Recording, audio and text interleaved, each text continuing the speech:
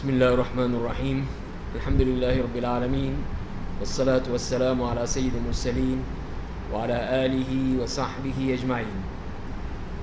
اللہ تعالیٰ کی توفیق سے آج 29ویں پارے کی ہم تلاوت اور اس کا ترجمہ پیش کریں گے، اور سب سے پہلے سورۃ الملک جو مکی صورت ہے، 30 آیات ہیں، اس سے شروع کرتے ہیں۔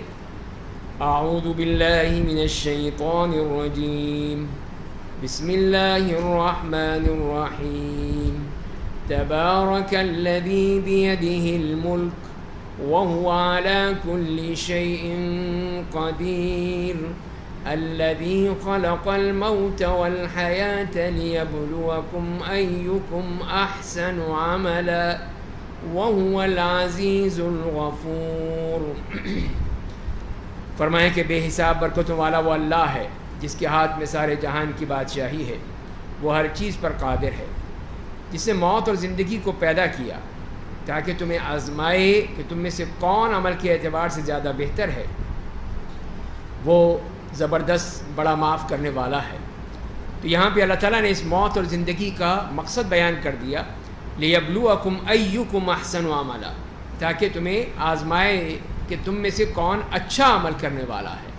تو اللہ کے ہاں اچھا عمل پسند ہے، کثرت عمل نہیں ہے، اکثر و اعمالہ نہیں کہا بلکہ اچھا عمل کہا، چاہے تھوڑا ہی ہو لیکن اچھا عمل ہوگا وہ اللہ کے ہاں بہت اونچا مقام پائے گا۔ تو وہی صحابی جنہوں نے ایک سجدہ نہیں کیا تھا لیکن جنگ میں شہید ہو گئے، جہاد میں شہید ہو گئے، اللہ کے ہاں اونچا مقام پا لیے، حالانکہ وہ ایک نماز نہیں پڑھ سکے تھے، ادھر مسلمان ہوئے، ادھر وہ جہاد کا اعلان ہو گیا، وہ جا کے شہید بھی ہو گئے۔ تو لہذا پھر یہ ہے کہ اصل چیز وہ بہترین عمل ہے، اگر ہم اس کے مطابق کریں گے تو وہی اللہ کے ہاں قابل قبول ہوگا۔ الذی خلق سبع سماوات طباقا، جس نے اوپر تلے 7 آسمان بنائے۔ اپنے آپ رحمان کی تخلیق میں کوئی بے ضابطگی نہیں دیکھیں گے۔ آپ نظر ڈال لیجئے کہ آپ کو کوئی شگاف نظر آتا ہے، پھر آپ بار بار نظر ڈال لیجئے، وہ عاجز ہو کر آپ کی طرف تھکی ہوئی واپس آ جائے گی۔ تو یہ اللہ تعالیٰ نے اپنی تعریف بیان کی یہاں پر کہ اس نے یہ 7 آسمان پیدا کیے ہیں، اس کی تخلیق ہے، جو ایک دوسرے کے اوپر ہیں، چپکے ہوئے نہیں ہیں، ان کے درمیان بھی فاصلہ ہے۔ جیسے کہ آتا ہے کہ ہر 2 آسمانوں کے درمیان 500 سال کی مسافت ہے۔ تو یہ اللہ تعالیٰ نے ان کو بھی انتہائی حسین، خوبصورت، منظم، مرتب بنایا ہے، اور اس میں کسی قسم کا کوئی خلل ہو، کوئی نقص ہو، کوئی ٹوٹ پھوٹ ہو، کوئی دراڑ ہو، کئی کچھ ہو بتا دیں۔ تو اللہ تعالیٰ نے چیلنج کیا ہے کہ دیکھو بار بار دیکھو، ایک دفعہ نہیں، 2 دفعہ نہیں، بار بار دیکھو اور پھر بتاؤ کہ کیا ہے، کچھ نظر آیا تمہیں؟ تو یہ ہے اللہ کی قدرت کہ اس کے میں کوئی خرابی نہیں ہوتی، بلکہ وہ بہترین چیز ہے جس میں کوئی خلل نہیں، کوئی شگاف نہیں، کوئی نقص نہیں۔ تو فرمایا کہ اور ہم نے آسمان دنیا کو چراغوں سے سجا دیا۔ یہ جو آسمان دنیا جس کو ہم دیکھ رہے ہیں، اس کی یہ خصوصیت کہ اس کے اندر وہ چراغ رکھ دیے ہیں، وہ ستارے رکھ دیے ہیں کہ جس کے ذریعے سے یہ مزین ہو گیا ہے، اور ان چراغوں کو شیاطین کے مارنے کے لیے بنایا ہے، اور ہم نے ان کے لیے بھڑکتی آگ کا عذاب تیار کر رکھا ہے۔ تو دونوں مقصد بیان کر دیے، ایک تو تزیین، زینت کے طور پر، اور ایک اس کو شیاطین کو مارنے کی خاطر۔ آگے آئیے بھائی، اتنے دور مت جائیے، قریب ہو کے بیٹھیں، آئے ہوئے قریب ہو کے بیٹھیں۔ جو نبی قسم کی سنت ہے کہ صحابہ کرام اس طرح بیٹھا کرتے تھے کہ اگر وہ ایک چادر ان پہ ڈال دی جائے تو سب اس کے اندر آ جائیں۔ ہم بھاگتے ہیں، دور دور ہوتے ہیں، تو دیواریں انشاءاللہ نہیں گریں گی، آپ اس پہ اطمینان رکھیں۔ تو لیکن آ کے بیٹھیں، قریب آ کے بیٹھیں تاکہ جو ہے یہ حلقہ قریب ہو۔ ویسے ہی کچھ لوگ تو بڑے سو رہے ہوتے ہیں، ان کو نیند زیادہ پیاری ہوتی ہے، لیکن جو اللہ کے نیک بندے آئے ہیں، ہم چاہتے ہیں کہ وہ قریب ہو کے بیٹھیں، کچھ سنیں، معلوم ہو۔ دیکھیے شعیب صاحب بھی آ گئے ہیں۔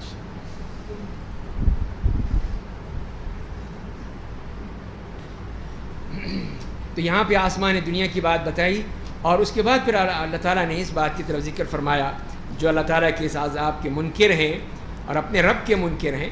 فرمایا کہ جو لوگ اپنے رب کا انکار کرتے ہیں ان کے لیے جہنم کا عذاب ہے، اور وہ بہت برا ٹھکانہ ہے۔ اور وہ جہنم کیا ہوگی کہ جب وہ اس میں ڈالے جائیں گے تو اس کی خوفناک دھاڑ سنیں گے، وہ چنگار رہی ہوگی، دھاڑ رہی ہوگی، اور اس حال میں کہ وہ گرمی کی شدت سے جوش مار رہی ہوگی۔ کہ صرف وہ آگ سلگ نہیں رہی جیسے کہ کوئی، بلکہ یہ تو وہ ہے آگ جو کہ پوری طرح چنگھاڑتی ہے، دہاڑتی ہے کہ اپنے ان کو بلانے کے لیے، اور ایک خوفناک منظر ہوگا، ہولناک منظر جو وہ دیکھیں گے مارے غیظ و غضب کے، وہ پھٹی جا رہی ہوگی۔ جب بھی اس میں ایک گروہ کو ڈالا جائے گا، اس کے نگراں فرشتے ان سے پوچھیں گے کیا تمہارے پاس کوئی ڈرانے والا نہیں آیا تھا؟ سب چلے آ رہے، سارے جہنم میں، کوئی تمہیں بتانے نہیں آیا، سمجھانے نہیں آیا کہ بچ جاؤ، اس جہنم سے بچا لو اپنے آپ کو۔ وہ کہیں گے ہاں ہمارے پاس ڈرانے والا آیا تھا، تو ہم نے جھٹلا دیا تھا اور کہا تھا کہ اللہ نے کوئی چیز نازل کی ہی نہیں ہے، تم بڑی گمراہی میں پڑے ہوئے ہو، ہم نے صاف انکار کر دیا، ہم نے سنا ہی نہیں، قبول ہی نہیں کیا، مانا ہی نہیں اس بات کو کہ اللہ کی طرف سے کوئی چیز آئی ہے۔ تو یہی وہ گمراہی ہے۔ اور وہ جہنمی یہ کہیں گے اگر ہم نے رسولوں کی بات سنی ہوئی ہوتی یا عقل سے کام لیا ہوتا تو آج ان جہنمیوں میں نہ ہوتے، آج ہمارا نام اس میں نہ لکھا جاتا، ہم نہ ڈالے جاتے۔ تو یہ صرف تمنائیں ہیں، حسرتیں ہیں، جس کا کوئی فائدہ نہیں ہے، جس کا کوئی نتیجہ نہیں نکلے گا۔ اب وہ جو مرضی کہتے رہیں تو وہ اپنے گناہ کا اعتراف کر لیں گے۔ جہنمیوں پر لعنت ہو، اس لیے کہ انہوں نے اب اعتراف کرنے کا کوئی فائدہ نہیں۔ اعتراف کرتے تو دنیا میں کرتے، توبہ کرتے اور استغفار کرتے تو فائدہ بھی ہوتا۔ اب یہاں پہ اعتراف کر رہے ہیں، فاعترفوا بذنوبہم، اپنے گناہوں کا اعتراف کر لیا تو کوئی فائدہ نہیں۔ تو بے شک جو لوگ اپنے رب سے غائبانہ ڈرتے ہیں ان کے لیے مغفرت اور بڑا اجر و ثواب ہے۔ اور لوگوں تم چاہے اپنی بات پوشیدہ طور پر کہو یا ظاہر کر کے، بے شک وہ اللہ سینوں میں چھپی ہوئی باتوں کو جانتا ہے، اس سے کوئی چیز چھپ نہیں سکتی۔ کتنا ہی چھپا لو تم، کوئی فائدہ نہیں ہوگا۔ کیا اسے علم نہیں ہوگا جس نے سب کچھ پیدا کیا؟ وہ نہایت باریک بین اور بڑا باخبر ہے۔ اسی نے زمین کو تمہارے نرم و ہموار بنا دیا، بس تم اس کے اطراف و جوانب میں چلو پھرو، اللہ کی روزی میں سے کھاؤ، اور تمہیں دوبارہ زندہ ہو کر اسی کے پاس جانا ہے۔ تو یہ بار بار اس بات کی طرف اشارہ کیا جاتا ہے کہ جو ان کا انکار تھا کہ دوبارہ نہیں اٹھنا، دوبارہ نہیں جائیں گے، تو فرمائے کہ نہیں، دوبارہ تمہیں جانا ہی ہے، رب کے پاس پہنچنا ہے۔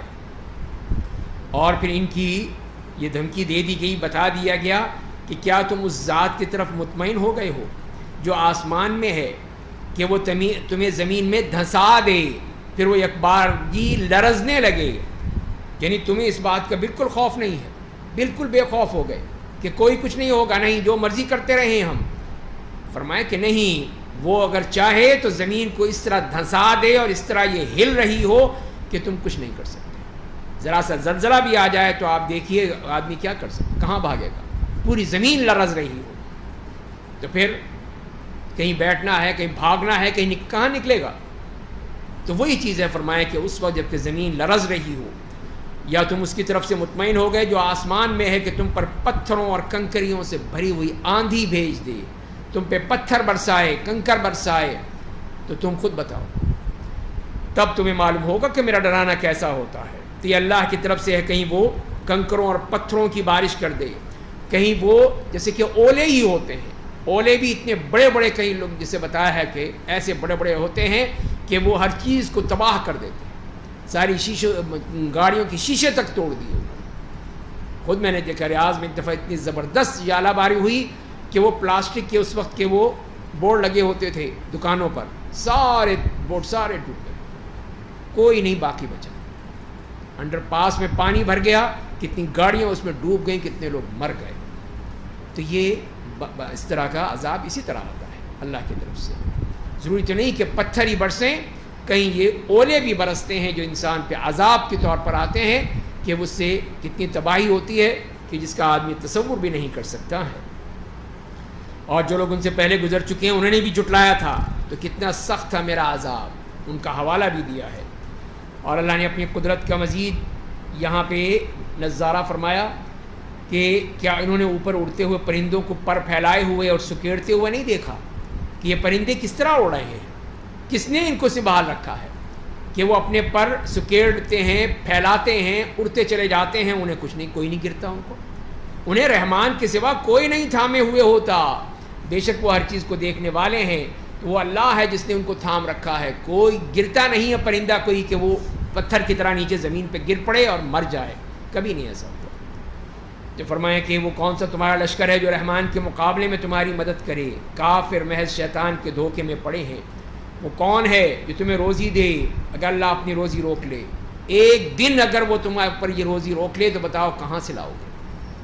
پانی کی مثال دیکھ لیجئے کہ اللہ تعالیٰ یہ پانی روک دے، ہم تو دعائیں کرتے کرتے تھک جاتے ہیں، بارش نہیں ہوتی، کہاں سے لائیں گے پانی؟ جب پانی نہیں ہوگا تو پھر نہ زمین سیراب ہوگی، نہ وہاں کچھ اگے گا، تو پھر ہمیں کیا ملے گا؟ کہاں سے کھائیں گے؟ تو یہ اللہ کی قدرت ہے کہ وہ ہر چیز ہمیں دے رہا ہے، بلکہ کفار سرکشی اور رائے حق سے فرار پر اصرار کر رہے ہیں۔ کیا جو شخص اپنے چہرے کے بل اوندھا چل رہا ہو راہ راست پر زیادہ چلنے والا ہے، یا جو سیدھی راہ پر سیدھا ہو کر چل رہا ہے؟ دونوں میں سے کون ہے جو سیدھا ہے؟ تو فرمائیں کہ جو اوندھے منہ چلا جا رہا ہے وہ تو وہ مشرک ہے، منافق ہے، کافر ہے، جس نے اللہ کو نہیں مانا، تو یہی ہے وہ اوندھے منہ چلنے والا۔ اور اس کے مقابلے میں جو مومن ہے، اللہ کا نیک بندہ، وہ سیدھی راہ پہ چلنے والا ہے اور اسی پہ ہی وہ اپنے رب تک پہنچ جائے گا۔ تو اے میرے نبی آپ کہہ دیجئے اسی نے تمہیں پیدا کیا ہے، وہی ہے تمہارا خالق، اسی نے تمہارے کان اور آنکھ اور دل بنائے ہیں، لیکن تم بہت کم شکر ادا کرتے ہو۔ اتنی بڑی نعمتیں ہیں، آج اگر تمہارا یہ کان بند ہو جائے تو پھر کیا ہوگا؟ بہرے ہو جاؤ گے، کچھ نہیں سنائی دے گا تمہیں، لوگ چیختے رہیں چلاتے رہیں تمہیں پتہ ہی نہیں چلے گا۔ یا تمہاری آنکھیں لے لے، یہ آنکھیں ختم ہو جائیں تو پھر کیا کر لو گے؟ دل بند ہو جائے پھر؟ اسی لیے فرمایا کہ تم شکر ادا نہیں کرتے، کتنی بڑی نعمتیں دی ہیں، کتنا بڑا اس نے احسان کیا ہے تم پر۔ قل هو الذی ذرأکم فی الارض، آپ کہہ دیجئے اسی نے تمہیں زمین میں پھیلایا ہے، اسی کے پاس تم سب جمع کیے جاؤ گے۔ اور یہ کفار کہتے ہیں مسلمانوں اگر تم سچے ہو تو قیامت کا وعدہ کب آئے گا؟ یہ ہمیشہ سے ان لوگوں کا مطالبہ رہا کہ یہ طلب کرتے ہیں کہ قیامت کب آئے گی، قیامت کب آئے گی، اس لیے کہ یقین نہیں ہے، ان کو مانتے ہی نہیں ہیں، تو اسی لیے پوچھتے ہیں کہ بتاؤ پھر کب آئے گی، کون آئے گا؟ ہمارے باپ دادا بھی آ جائیں گے، ہمارے فلاں بھی آ جائے گا، فلاں بھی آ جائے گا، اس قسم کی باتیں کرتے ہیں۔ اس کا صاف جواب ہے، بار بار اللہ تعالیٰ نے دیا ہے، اور یہاں پر بھی یہی فرمایا کہ آپ کہہ دیجئے کہ اس کا علم صرف اللہ کے پاس ہے، اور میں تو صرف کھلم کھلا ڈرانے والا ہوں، میں تو ڈرانے کے لیے آیا ہوں، تمہیں بتانے کے لیے آیا ہوں، یہ میرا فرض نہیں ہے، یہ میرا کوئی اس معاملے میں میرا فرض نہیں ہے کہ میں یہ تمہیں بتاؤں کہ قیامت کب آئے گی۔ اور رسول اللہ صلی اللہ علیہ وسلم سے بھی جب پوچھا گیا کہ قیامت کب آئے گی تو آپ نے یہ نہیں کہا کہ کب آئے گی اور کب نہیں آئے گی، بلکہ یہ کہا بتاؤ تم نے تیاری کیا کی ہے۔ یہ ہے اصل مقصد، تم نے اپنے آپ کو تیار بھی کیا یا نہیں کیا، بس صرف پوچھتے ہی پھر رہے ہو۔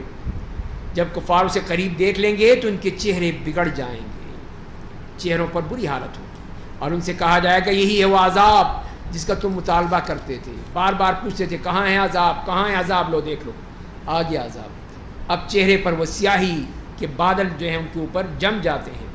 تو آپ کہہ دیجئے تمہارا کیا خیال ہے اگر اللہ مجھے اور میرے ساتھیوں کو ہلاک کر دے یا ہم پر رحم فرما دے تو کافروں کو دردناک عذاب سے کون پناہ دے گا؟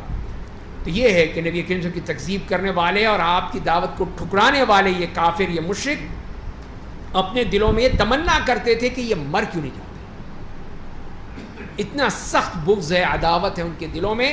اسی لیے اللہ تعالیٰ نے فرمایا کہ اگر ٹھیک ہے مجھے بھی مار دے اللہ تعالیٰ، میرے سارے ساتھیوں کو بھی مار دے یا رحم کر دے جیسی اس کی مرضی ہے، لیکن یہ بتاؤ تمہیں جہنم کے عذاب سے کون بچائے گا؟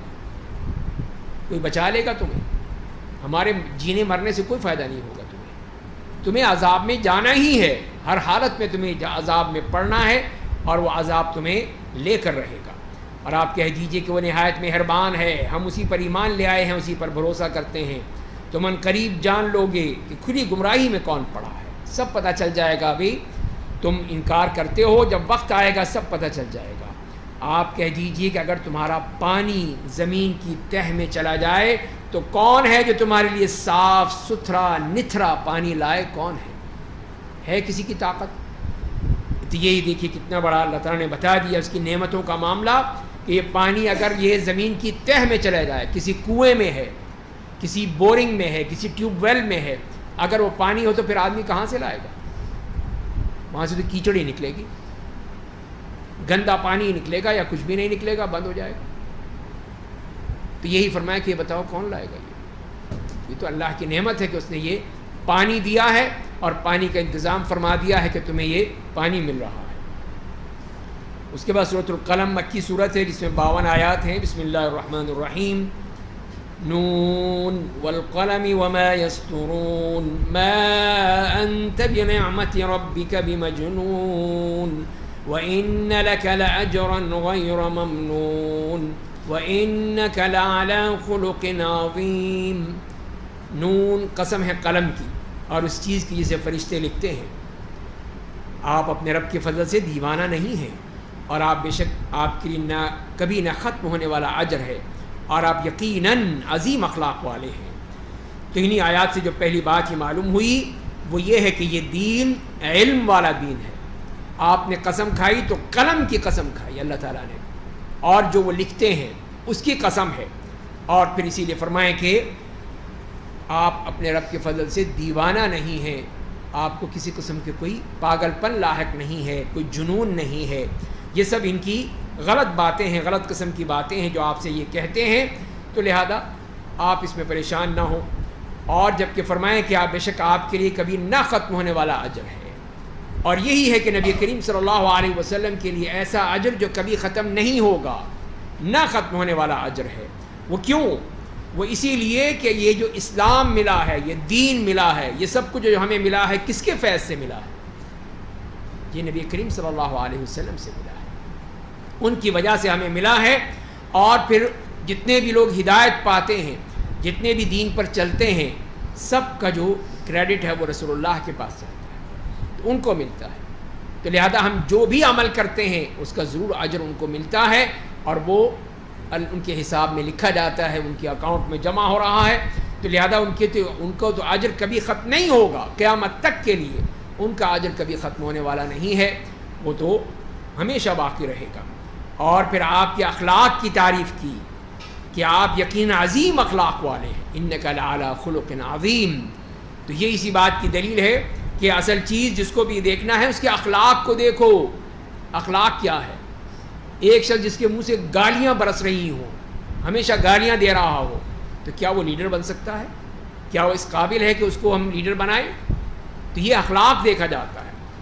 اللہ تعالیٰ نے بھی نبی کریم صلی اللہ علیہ وسلم کی کوئی خوبصورتی نہیں بیان کی کہ آپ بہت خوبصورت ہیں، آپ بڑے طاقتور ہیں، آپ بڑے یہ ہیں، وہ کچھ نہیں. خلق عظیم، انک لعلی خلق عظیم، جو آپ کے اخلاق ہیں. تو لہذا کوئی بھی شخص ہو پہلے اخلاق دیکھا جاتا ہے.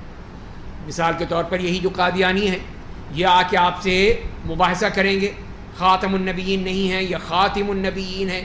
ہم یہ کہیں گے کہ چھوڑو، پہلے یہ دیکھو کہ وہ شریف آدمی بھی تھا کہ نہیں تھا. اس لیے کہ اللہ تعالیٰ نے اپنے نبی کی تو اخلاق کی تعریف کی ہے. تو تمہارا اگر یہ نبی جو تم نے بنائے پھر رہے ہو، اس کے اخلاق دکھا دو ہمیں، پتہ چل جائے گا کہ وہ کتنے پانی میں ہے. اس لیے کہ اس کا اخلاق ہی نہیں ہے جس کا وہ شخص، تو وہ کیسے ایک نبی بن سکتا ہے؟ تو نبی تو ایک اخلاق والا ہوتا ہے، بہترین نمونہ ہوتا ہے اپنی امت کے لیے. کوئی بدماش غنڈہ جو ہے وہ نہیں ہوتا. تو ایسے شخص کو لا کر تم پیش کر رہے ہو ہمارے لیے. تو یہی وہ ہے کہ اللہ کی طرف سے جو مثال دی گئی اور آپ کی تعریف فرمائی گئی کہ آپ انتہائی عالی اخلاق، بلند کردار، انتہائی فصیح، بلیغ اور عقل کامل کے ہیں. آپ میں کوئی نہ جنون ہے، نہ شاعری ہے، نہ کہانت ہے، نہ نجومی ہے، کچھ نہیں ہے. بالکل اللہ کے نیک بندے ہیں. فَسَتُبْصِرُ وَيُبْصِرُونَ، آپ ان قریب دیکھ لیں گے اور وہ لوگ بھی دیکھ لیں گے کہ تم میں سے کون دیوانہ ہے، کس کو یہ دیوانگی کے دورے پڑیں گے. بے شک آپ کا رب ان کو اچھی طرح جانتا ہے جو اس کی راہ سے بھٹک گئے ہیں، ان کو بھی خوب جانتا ہے جو راہ راست پر ہیں. آپ جھٹلانے والوں کی بات نہ مانیں، ان کی بات ماننے سے کوئی فائدہ نہیں ہوگا.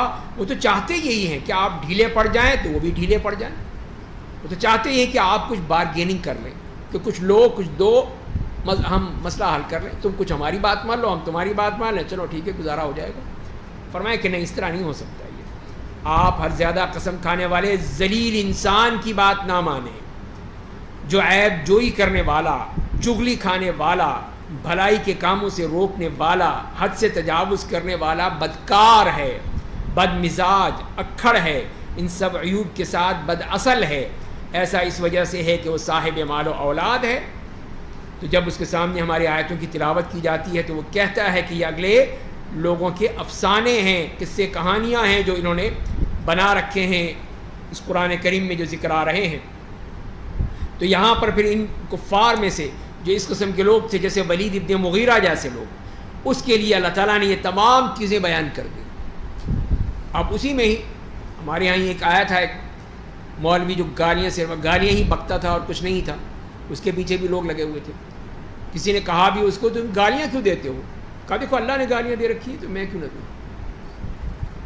تو نعوذ باللہ ایسے یعنی کیا لیجیے کہ دماغ جن کا ٹھکانہ ہی نہیں ہوتا، وہ یہ اللہ نے گالیاں دی ہیں. نعوذ باللہ اللہ تعالیٰ نے تو حقیقت بیان کی ہے. گالیاں تو غصے میں اشتعال میں دی جاتی ہے کہ جو منہ میں آیا ہے بک دیتے ہیں فوراً کہ تو یہ ہے تو یہ ہے تو وہ ہے، اور آپ اس کو دیتے ہیں. آپ کو یہ نہیں دیکھتے کہ یہ واقعی ہے یا بھی نہیں ہے، لیکن آپ کا غصہ ہوتا ہے، اشتعال ہوتا ہے، تو جو آپ بک رہے ہوتے ہیں تو وہ گالی ہوتی ہے، اس کو گالی کہا جاتا ہے. لیکن کسی کی حقیقت بیان کی جائے تو وہ گالی تو نہیں ہوتی. تو نعوذ باللہ اللہ بھی گالیاں دیتا. یہ جس سنت باقی یہ سنت بن گئی کہ نبی کریم صلی بھی گالیاں دیا کرتے تھے، صحابہ بھی گالیاں دیا کرتے تھے، تو میں نے گالیاں دے دی تو کیا ہو گیا؟ یہ کتنا وہ غلط تصور ہے اور کتنے الٹا دماغ ہے، الٹی کھوپڑی، کہ جس کو یہ بات نہیں معلوم کہ گالی میں اور اس صفات بیان کرنے میں کتنا فرق ہے. اور یہ کون بیان کر رہا ہے؟ یہ وہ جو کہ جانتا ہے، حقیقت جانتا ہے ہر شخص کی، وہ کہہ رہا ہے. لیکن یہ سمجھتے ہیں کہ یہ بھی گالیاں ہیں. تو اس لیے فرمایا کہ جب اس کے سامنے ہماری آیتوں کی تلاوت کی جاتی ہے تو وہ یہ کہتا ہے کہ یہ اگلے لوگوں کے افسانے ہیں، ہم عنقریب اس کی سونگ پر داغ لگا دیں گے. تو یہی ہے اس کی وہ بتانے کے لیے حقارت کہ اس کی جو وقت آئے گا تو دیکھنا اس کی ناک پہ. اور یہی ہوا کہ میدان بدر میں اس کی ناک پر ایسی کاری ضرب لگی تھی کہ جس کا نشان زندگی بھر اس کی ناک پر باقی رہا. تو یہ ہے اللہ تعالیٰ کی طرف سے پھر کوئی یہ حقیقت بیان کی جاتی ہے، گالیاں نہیں دی جاتی. جو حقیقت تھی وہ بیان کر دی. تو فرمایا کہ یہ ہے وہ شخص کہ ہم اس کو دکھائیں گے کہ جب اس کی ناک پہ وہ نشان لگے گا. اور پھر ایک مثال دی اہل مکہ والوں کے لیے، باغ والوں کی، کہ ہم نے اہل مکہ کو آزمائش میں ڈال دیا جس طرح ہم نے باغ والوں کو آزمائش میں ڈالا تھا. وہ کون تھے؟ وہ کچھ لوگ تھے جنہوں نے اس قسم کی بات کی تھی جس کا ذکر فرمایا اللہ تعالیٰ نے کہ جب انہوں نے قسم کھا لی تھی کہ وہ صبح ہوتے ہی اس کا پھل توڑ لیں گے. کہ یہ آپس میں طے کیا ان لوگوں نے کہ دیکھو صبح ہی صبح اس لیے کہ باپ کا انتقال ہو گیا تھا، اس کے وارث بن گئے. تو اب انہوں نے کہا کہ اب پھل پک گیا ہے، اگر ہم نے دیر کی تو لوگ آ جائیں گے مانگنے والے کہ ہمیں بھی دو ہمیں بھی دو ہمیں بھی دو. اسی لیے تم صبح ہی صبح نکل جاؤ، تڑکے صبح فجر سے پہلے پہنچ جاؤ اور جا کے اپنی فصل کاٹ لو، کسی کو پتہ ہی نہیں چلے گا. تو انہوں نے کہا ٹھیک ہے. اور انہوں نے استثناء بھی نہیں کیا، یعنی انشاءاللہ بھی نہیں کہا کہ اگر اللہ نے چاہا. اس لیے کہ اب ہم کر سکتے ہیں، ہمیں کیا ضرورت ہے انشاءاللہ کہنے کی. تو یہ بھی ان کی کوتاہی. تو پھر کیا ہوا کہ اس لیے اس باغ پر آپ کے رب کی طرف سے پھیرا کرنے والی بلا پھر گئی، اللہ کی طرف سے ایک عذاب آ گیا. یہ ہیں وہ لوگ جو اس لیے کہ صدقہ کرنے کی طاقت نہیں رکھتے یا صدقہ کرنے کا جذبہ نہیں رکھتے یا بخل اور کنجوسی میں پوری طرح وہ پھنسے ہوئے ہیں، یہ ان کا معاملہ ہو گیا. اس لیے کہ یہ عذاب آیا اور پھر گیا جبکہ وہ سو رہے تھے پڑے ہوئے، انہیں ہوش ہی نہیں تھا کہ کیا ہو گیا. ان کے پیچھے اللہ نے کیا کر دیا کہ وہ ابھی اس حال میں تھے کہ ابھی سوئے ہوئے تھے، چنانچہ وہ باغ کٹی ہوئی فصل کی مانند ہو گیا. بالکل سارا سب کچھ برباد کر دیا، سب کچھ ختم ہو گیا. اب کیا ان لوگوں نے کہ صبح ہوتے ہی انہوں نے ایک دوسرے کو پکارا، اٹھو اٹھو جلدی کرو، چلو کہیں دیر نہ ہو جائے، اگر تم پھل کاٹنا چاہتے ہو تو صبح ہی صبح اپنے کھیت میں پہنچ جاؤ. سب ایک دوسرے کو آوازیں دیتے ہوئے چل پڑے. اور وہ اس حال میں کہ آپس میں چپکے باتیں کرتے تھے، کوئی سن نہ لے، کسی کو پتہ نہ چل جائے یہ جا رہے ہیں، کوئی اور پیچھے لگ جائے ان کے.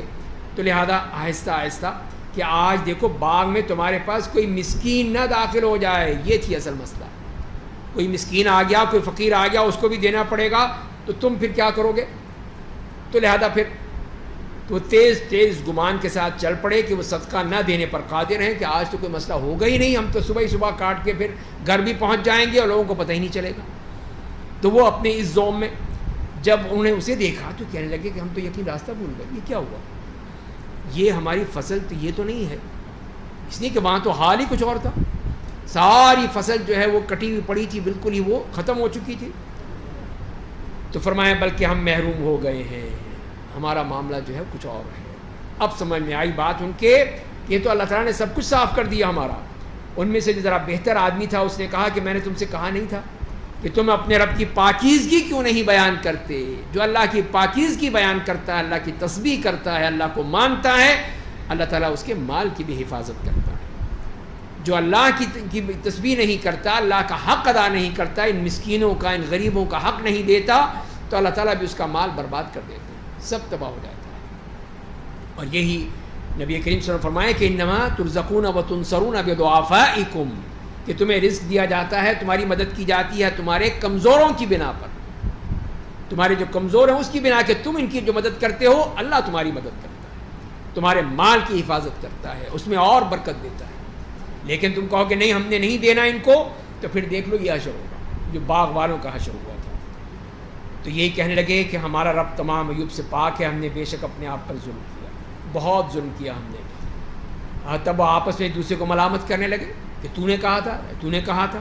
ہائے کہنے لگے ہائے ہماری شامت، ہم یقیناً اپنے رب سے سرکشی پر آمادہ ہو گئے تھے، ہم نے سرکشی. اب سمجھ میں آ گئی بات کہ نہیں یہ ہماری اپنی غلطی تھی کہ ہم نے جب یہ کہا کہ نہیں ہم نہیں خرچ کریں گے، تو اللہ تعالیٰ نے دکھا دیا ہمیں.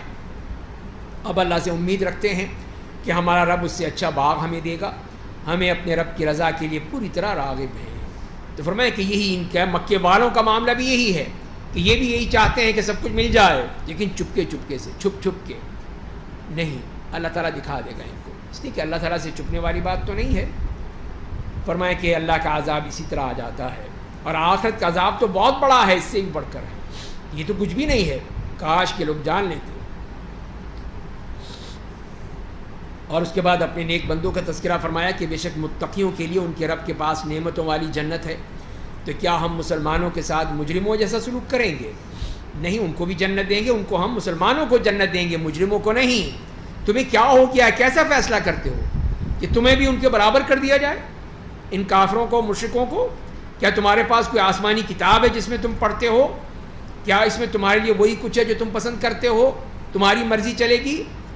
کیا تم نے ہم سے قسمیں لے رکھی ہیں جو قیامت تک چلتی رہیں گی کہ تمہیں سب کچھ ملے گا جس کا تم اپنے لیے فیصلہ کرو گے؟ یہ تم نے سب کہاں سے کہہ دیا، تم نے کہاں سے لے لیا تم نے؟ آپ ان سے پوچھئے کہ قیامت کے دن باتوں کا کوئی ضامن ہے، کوئی گارنٹی ہے تمہارے پاس کہ تمہیں بھی سب کچھ ملے گا جو مومنوں کو ملے گا؟ لاؤ کوئی دلیل لاؤ. کچھ نہیں ہے. کیا ان کے لیے اللہ کے شرکاء ہیں؟ اگر وہ سچے ہیں تو پھر اپنے شرکاء سامنے لائیں، پھر دکھائیں ہمیں. ان کے ساتھ جو ہے اپنے بتوں کو انہوں نے اپنا اللہ کا شریک بنا رکھا ہے، تو لائیں دکھائیں ہمیں تاکہ یہ ان کے بارے میں دیکھا جائے. اور جس دن پنڈلی کھول دی جائے گی، یوم یکشف عن ساق، اور کفار و مشرکین کو سجدے کے لیے کہا جائے گا تو وہ سجدہ نہیں کر پائیں گے. تو یہاں پر یہ بتا دیا گیا اس معاملے میں کہ ایک وہ قیامت کا وقت آئے گا، اور اسی میں ہی جو فرمایا کہ حالات کی سنگینی کے اظہار کے لیے اللہ تعالیٰ اپنی پنڈلی کھول دیں گے، تو ہر مومن مرد اور عورت سب سجدے میں گر جائیں گے، اس لیے کہ اپنے رب کی وہ خوف محسوس کریں گے کہ اب یہ معاملہ بڑا سخت ہو گیا، سنگین. اور اگر یہ منافق مرد اور عورتیں یہ سجدہ کرنا چاہیں گے نہیں کر سکیں گے، اس لیے کہ ان کی پیٹھ ایک دم تختہ بن جائے گی، بالکل تخت بن جائے گی کہ اس کو موڑ ہی نہیں سکتے. اس لیے کہ اللہ تعالیٰ نے اب ان کو توفیق نہیں دی، یہ اس قابل نہیں ہے کہ اب اللہ کو سجدہ کرے. اللہ کو سجدہ کرنے والے یہی مومن مرد اور عورتیں ہیں جو دنیا میں اس کو مانتے تھے. اسی لیے فرمایا گیا کہ وہ سجدہ نہیں کر پائیں گے، ان کی نظریں جھکی ہوئی ہوں گی، ان پر ذلت کی چادر پڑی ہوئی ہوگی. دنیا جب وہ صحیح سالم تھے، اس تو بالکل ٹھیک تھے دنیا میں، اس وقت جب انہیں کہا جاتا تھا کہ سجدہ کرو تو سجدہ نہیں کرتے تھے، اس وقت مانتے ہی نہیں تھے کہ نہیں ابھی تو بہت زندگی پڑی ہے، بوڑھا ہو گئے ہیں، مرنے لگیں گے، کر لیں گے، نماز پڑھ لیں گے، یہ کر لیں گے. آج بھی اتنے لوگ ہیں ایسے کہ بڑھاپا ہو گیا، آخری وقت آنے والا ہے لیکن نماز نہیں پڑھنا، سجدہ نہیں کرنا اللہ کو، اسی لیے کہ اس کی ضرورت ہی نہیں ہے، ویسے ہی ہم پاس ہو جائیں گے. فرمایا کہ میرے نبی مجھے اور اس کلام کی تکذیب کرنے والوں کو چھوڑ دیجئے، ہم انہیں کشاں کشاں جہنم کی طرف اس طور پر لے جائیں گے کہ وہ جان بھی نہیں سکیں گے. کہ پتہ بھی نہیں چلے گا، اس لیے کہ ہم نے جو ان کی رسی دراز کر دی ہے، ڈھیل دے دی ہے، تو اب یہ قریب ہوتے جاتے ہیں یہاں تک کہ وہ جہنم میں گر جائیں گے، اور میں انہیں ڈھیل دے رہا ہوں، بے شک میری تدبیر بہت مضبوط ہے۔ کیا آپ ان سے تبلیغ و دعوت کی اجرت مانگتے ہیں کہ وہ آپ کے بوجھ تلے دبے جا رہے ہیں کہ ہم نے تنخواہ دینی ہے ہر مہینے؟ یہ تم نے کیسے سمجھ لیا کہ یہ تم سے کچھ مانگ رہے ہیں، یا انہی کے پاس غیب کی خبریں ہیں جنہیں وہ لکھ لیتے ہیں، اپنے طور پر لکھ کر لا رہے ہیں؟ فاصبر لحکم ربک، تو پس اپنے رب کے فیصلے تک صبر کیجئے، اور مچھلی والے یعنی یونس ابن متى علیہ السلام کی طرح مت ہو جائیے گا۔ انہیں جلد بازی کی تھی، نکل گئے فوراً بغیر انتظار کیے، اللہ کا حکم نہیں آیا تھا، پہلے ہی نکل پڑے۔ تو اسی لیے فرمایا کہ دیکھو اس طرح مت کیجیے، صبر کیجیے، برداشت کیجیے، اسی میں رہیے۔ جب انہوں نے پکارا تھا اس حال میں کہ وہ غم سے بھرے ہوئے تھے وہاں پہ یعنی مچھلی کے پیٹ میں، اس وقت انہوں نے پکارا تھا اپنے رب کو کہ لا الہ الا انت سبحانک انی کنت من الظالمین، تو اللہ تعالیٰ نے پھر ان کو وہاں سے نکال دیا۔ اور یہ فرمایا کہ اگر وہ تسبیح کرنے والے نہ ہوتے، اللہ کو ماننے والے نہ ہوتے، تو قیامت تک کے مچھلی کے پیٹ میں پڑے رہتے۔ اللہ اپنے نیک بندوں کی بات سنتا ہے، ان کی دعا سنی، اللہ نے ان کو نکال دیا۔ فرمایا کہ ان کے رب کے فضل ان کو جانا لیتا تو وہ چٹیل میدان میں پھینک دیے جاتے اس حال میں کہ وہ قابل ملامت ہوتے، تو اللہ نے ان کو بچا لیا اور ان کے لیے انتظامات کر دیے کہ وہ کدو کی بیل ان کے لیے اگا دی کہ تاکہ اس میں سے کھائیں یہاں تک کہ ان کا جسم صحیح سلامت ہو گیا۔ بس ان کے رب نے انہیں چن لیا، پھر انہیں نیک لوگوں میں سے بنا دیا۔ اور کفار جب آپ سے قرآن سنتے ہیں تو ایسا معلوم ہوتا ہے کہ ہمارے غیظ و غضب کے آپ کو اپنی نگاہوں سے پھسلا دیں گے، کہ ان کا معاملہ تو یہ ہے کہ آپ سے قرآن سن کے ان کی حالت خراب ہو جاتی ہے۔ اس کی کئی وجوہات ہیں، سب سے بڑی وجہ یہ ہے کہ قرآن کے جو الفاظ ہوتے ہیں وہ ان کے اوپر بالکل کوڑوں کی طرح برستے ہیں، اس لیے کہ اتنے سخت الفاظ ہیں۔ جیسے ابھی ہم نے اس آیت سورت کے شروع میں سنا، ہماز مشاء بنمیم مناع للخیر معتد اثیم عتل بعد ذلک زنیم، تو یہ ایسے سخت کوڑوں والے الفاظ ہیں جو کہ ان کے اوپر پڑھتے ہیں تو ان کا غصے کے مارے دل بھر جاتا ہے، اور پھر نبی کریم کو گھورتے ہیں جسے فرمایا ہے، لیکن اس کا کوئی فائدہ نہیں ہوگا۔ اور عربی بھی ہے کہ عربی جاننے والے ہیں، عربی کے سمجھتے ہیں، الفاظ کا معنی سمجھتے ہیں، تو اسی لیے ان کی حالت جو ہے وہ بالکل غیر ہو جاتی ہے، اور آخر پھر یہی کہتے ہیں کہ یہ جو دیوانہ آدمی ہے خود تو کچھ کہہ نہیں سکتے، خود تو سمجھ نہیں سکتے، خود الٹا رسول اللہ کو کہتے ہیں کہ یہ دیوانہ ہے، حالانکہ قرآن سارے جہان کے لیے نصیحت کے سوا کچھ نہیں ہے، نصیحت ہی نصیحت ہے۔ اس کے بعد سورہ حاقہ ہے، مکی صورت ہے جس میں 52 آیات ہیں۔ بسم اللہ الرحمن الرحیم، الحاقۃ ما الحاقہ وما ادراک ما الحاقہ كذبت ثمود وعاد بالقارعة فأما ثمود فأهلكوا بالطاغية وأما عاد فأهلكوا بريح صرصر عاتية۔ فرمایا کہ وہ برحق دن، حق والا دن جو کہ آ کر رہے گا، وہ کیا ہے وہ برحق دن؟ اور آپ کو کیا معلوم کہ وہ برحق دن کون سا ہے؟ جو سمود اور عاد نے کھڑکھڑانے والے دن کو جھٹلا دیا تھا، یہ تھا کہ سمود اور عاد ان لوگوں نے اس کو جھٹلایا، اس دن کو، کہ یہ ماننے کو لیے تیار نہیں تھے، اس لیے قوم سمود کے لوگ چنگھاڑ کے ذریعے ہلاک کر دیے گئے، ایک چیخ آئی اور سب کے سب ختم ہو گئے، اور قوم عاد کے لیے ایک تیز و تند آندھی کے ذریعے ہلاک کر دیے گئے، ایک زبردست آندھی آئی جو فرمائیں کہ اللہ نے اس پر لگاتار 7 راتیں اور 8 دن کے لیے مسلط کر دیا تھا کہ وہ یک بستہ، وہ 7 راتیں اور 8 دن تک جو ان کے اوپر مسلسل چلتی رہی، مسلسل وقفہ نہیں آیا کوئی۔ پھر نتیجہ کیا نکلا کہ ان کی لاشیں اس طرح وہاں پہ ڈھیر لگ گئے جیسے کھجور کے درخت کے تنے پڑے ہوتے ہیں، اس طرح وہاں پہ لاشوں کے ڈھیر لگا دیے۔ یہ تھا وہ عذاب جو اللہ نے ان کے اوپر ڈال دیا۔ اسی کو فرمائے کہ آپ انہیں اس آندھی میں اس طرح پچھڑتے ہوئے دیکھتے ہیں جیسے وہ کھجوروں کے کھوکھلے ہوئے تنے ہیں، اس طرح سب ان کی لاشیں پڑی ہیں۔ کیا آپ نے ان میں سے کسی کو باقی دیکھتے ہیں؟ کوئی بچا ان میں سے؟ کوئی نہیں بچا، سب مارے گئے۔ اور فرعون ان قوموں نے جس سے پہلے گزر چکی تھیں اور جن کی بستیاں الٹ دی گئیں، ان سب نے خطائیں کی، سب انتہائی گناہ گار، خطا کار اور مجرم تھے.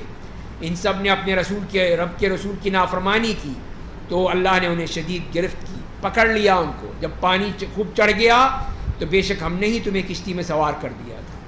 حضرت نوح علیہ السلام کی قوم، تاکہ اس واقعے کو ہم تمہارے لیے ایک یادگار بنا دیں اور یاد رکھنے والے کان اسے یاد رکھیں کہ یہ ہے اللہ کی طرف سے ان سرکشوں کا انجام کہ کس طرح اللہ تعالیٰ نے ان سب کو تباہ و برباد کر دیا. اب قیامت کا تذکرہ بھی فرما دیا.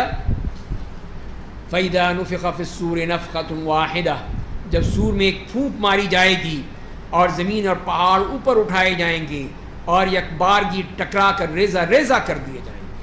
یہ وہ زمین کی تمام تخلیقات سب کے سب اپنی جگہ سے ہل جائیں گے.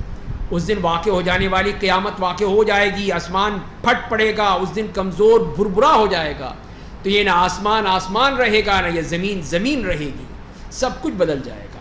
اور فرشتے اس کے اطراف و جوانب میں ہوں گے اور اس دن 8 فرشتے اپنے اوپر آپ کے رب کا عرش اٹھائے ہوئے ہوں گے. تو 8 فرشتے جو اس کام پر مأمور ہیں، اس دن تم پیش کیے جاؤ گے. تمہاری کوئی پوشیدہ بات اس سے مخفی نہیں رہے گی، سب کچھ تمہارے سامنے ہوگا. جس شخص کو اس کا نام اعمال اس کے دائیں ہاتھ میں دیا جائے گا، وہ بڑھ کر کہے گا یہ لو میرا نام اعمال. خوش ہوگا کہ اس کو دائیں ہاتھ میں مل گیا. اندر کیا ہے یہ تو بعد میں دیکھے گا، پہلے ہی دیکھتے ہی خوش ہو گیا اس لیے کہ دائیں ہاتھ میں دیا ہے. اور فرمایا کہ مجھے یقین تھا کہ میں اپنا حساب ضرور پاؤں گا. اللہ کے میرا حساب ملے گا اور یہ ہوگا حساب وہی خوشگوار زندگی میں ہوگا، بہترین اونچے بلند جنتوں میں ہوگا. اس کے پھل بالکل قریب ہوں گے اور ان سے کہا جائے گا کہ تم آج مزے میں کھاؤ پیو، مزے کرو نیک اعمال کے بدلے میں جو تم نے گزشتہ دنوں میں کیے تھے. تو آج اس نیک اعمال کا بدلہ آج تمہیں ملے گا. اور اس کے بعد دوسرا جس کا نام اعمال اس کے بائیں ہاتھ میں دیا جائے گا. بائیں ہاتھ اس کا معاملہ کیا ہے؟ فرمایا کہ وہ کہے گا کاش مجھے میرا نام اعمال نہ دیا ہوتا، ضرورت ہی نہیں تھی اس کی، اور مجھے معلوم نہ ہوتا کہ میرا حساب کیا ہے. اس لیے کہ سوائے تباہی کے اور کیا ہے اس میں. اے کاش میری موت نے ہمیشہ کے لیے میرا قصہ تمام کر دیا ہوتا، میں زندہ نہ ہوتا دوبارہ بلکہ مر کے ختم ہو چکا ہوتا. لیکن یہ سب تمنا ہے، میرا مال کسی کام نہیں آیا. اتنا مال جمع کیا، اتنا مال جمع کیا لیکن کوئی کام نہیں آیا. کتنے بڑے ملینئر دیکھ لیجئے، ساری دنیا کے ملینئر جتنے بھی بڑے سے بڑے ہیں ملینئر، جن کو خود نہیں معلوم کہ ان کی کتنی دولت ہے، کہ مرتے دم کیا لے کر گئے تھے؟ کچھ بھی نہیں. وہ بھی ملینئر تھے کہ جن کے بچوں نے اگر کوئی آئس کریم چاہیے ہوتی تھی تو ان کا جہاز اڑتا تھا، جا کے وہاں پیرس سے اور لندن سے اور نیو یارک سے آئس کریم لے کے آتا تھا بچوں کے لیے. یہ تھے ایسے ملینئر. لیکن مرتے دم کیا لے کر گئے؟ کچھ بھی نہیں. 2 چادریں ہی توڑی بس، اور کیا بنا. تو یہی فرمایا کہ میرا مال کسی کام نہ آیا. پھر حکومت و سلطنت بھی مجھ سے جاتی رہی، کوئی کام نہیں آئی، نہ حکومت نہ اقتدار. حکم ہوگا اسے پکڑ لو، پھر اس کی گردن میں توق ڈال دو، پھر اسے جہنم میں جھونک دو، پھر اسے 70 لمبی زنجیر میں پرو دو، باندھ دو اس کو کہ یہ اتنا بڑا بدماش ہے، اتنا بڑا خبیث ہے، اتنا بڑا ڈکٹیٹر ہے کہ اس کے ساتھ یہ سلوک ہونا چاہیے. اور وہ کیا کرتا تھا، اس کی یہ فرد جرم بھی عائد کر دی کہ وہ عظیم اللہ پر ایمان نہیں رکھتا تھا. پہلا جرم کہ اللہ پر ایمان نہیں، کافر. اور مسکین کو کھانا کھلانے کی ترغیب نہیں دلاتا تھا، نہ خود دیتا تھا نہ کسی اور سے کہتا تھا. آج اس کا یہاں کوئی مخلص دوست نہیں ہے.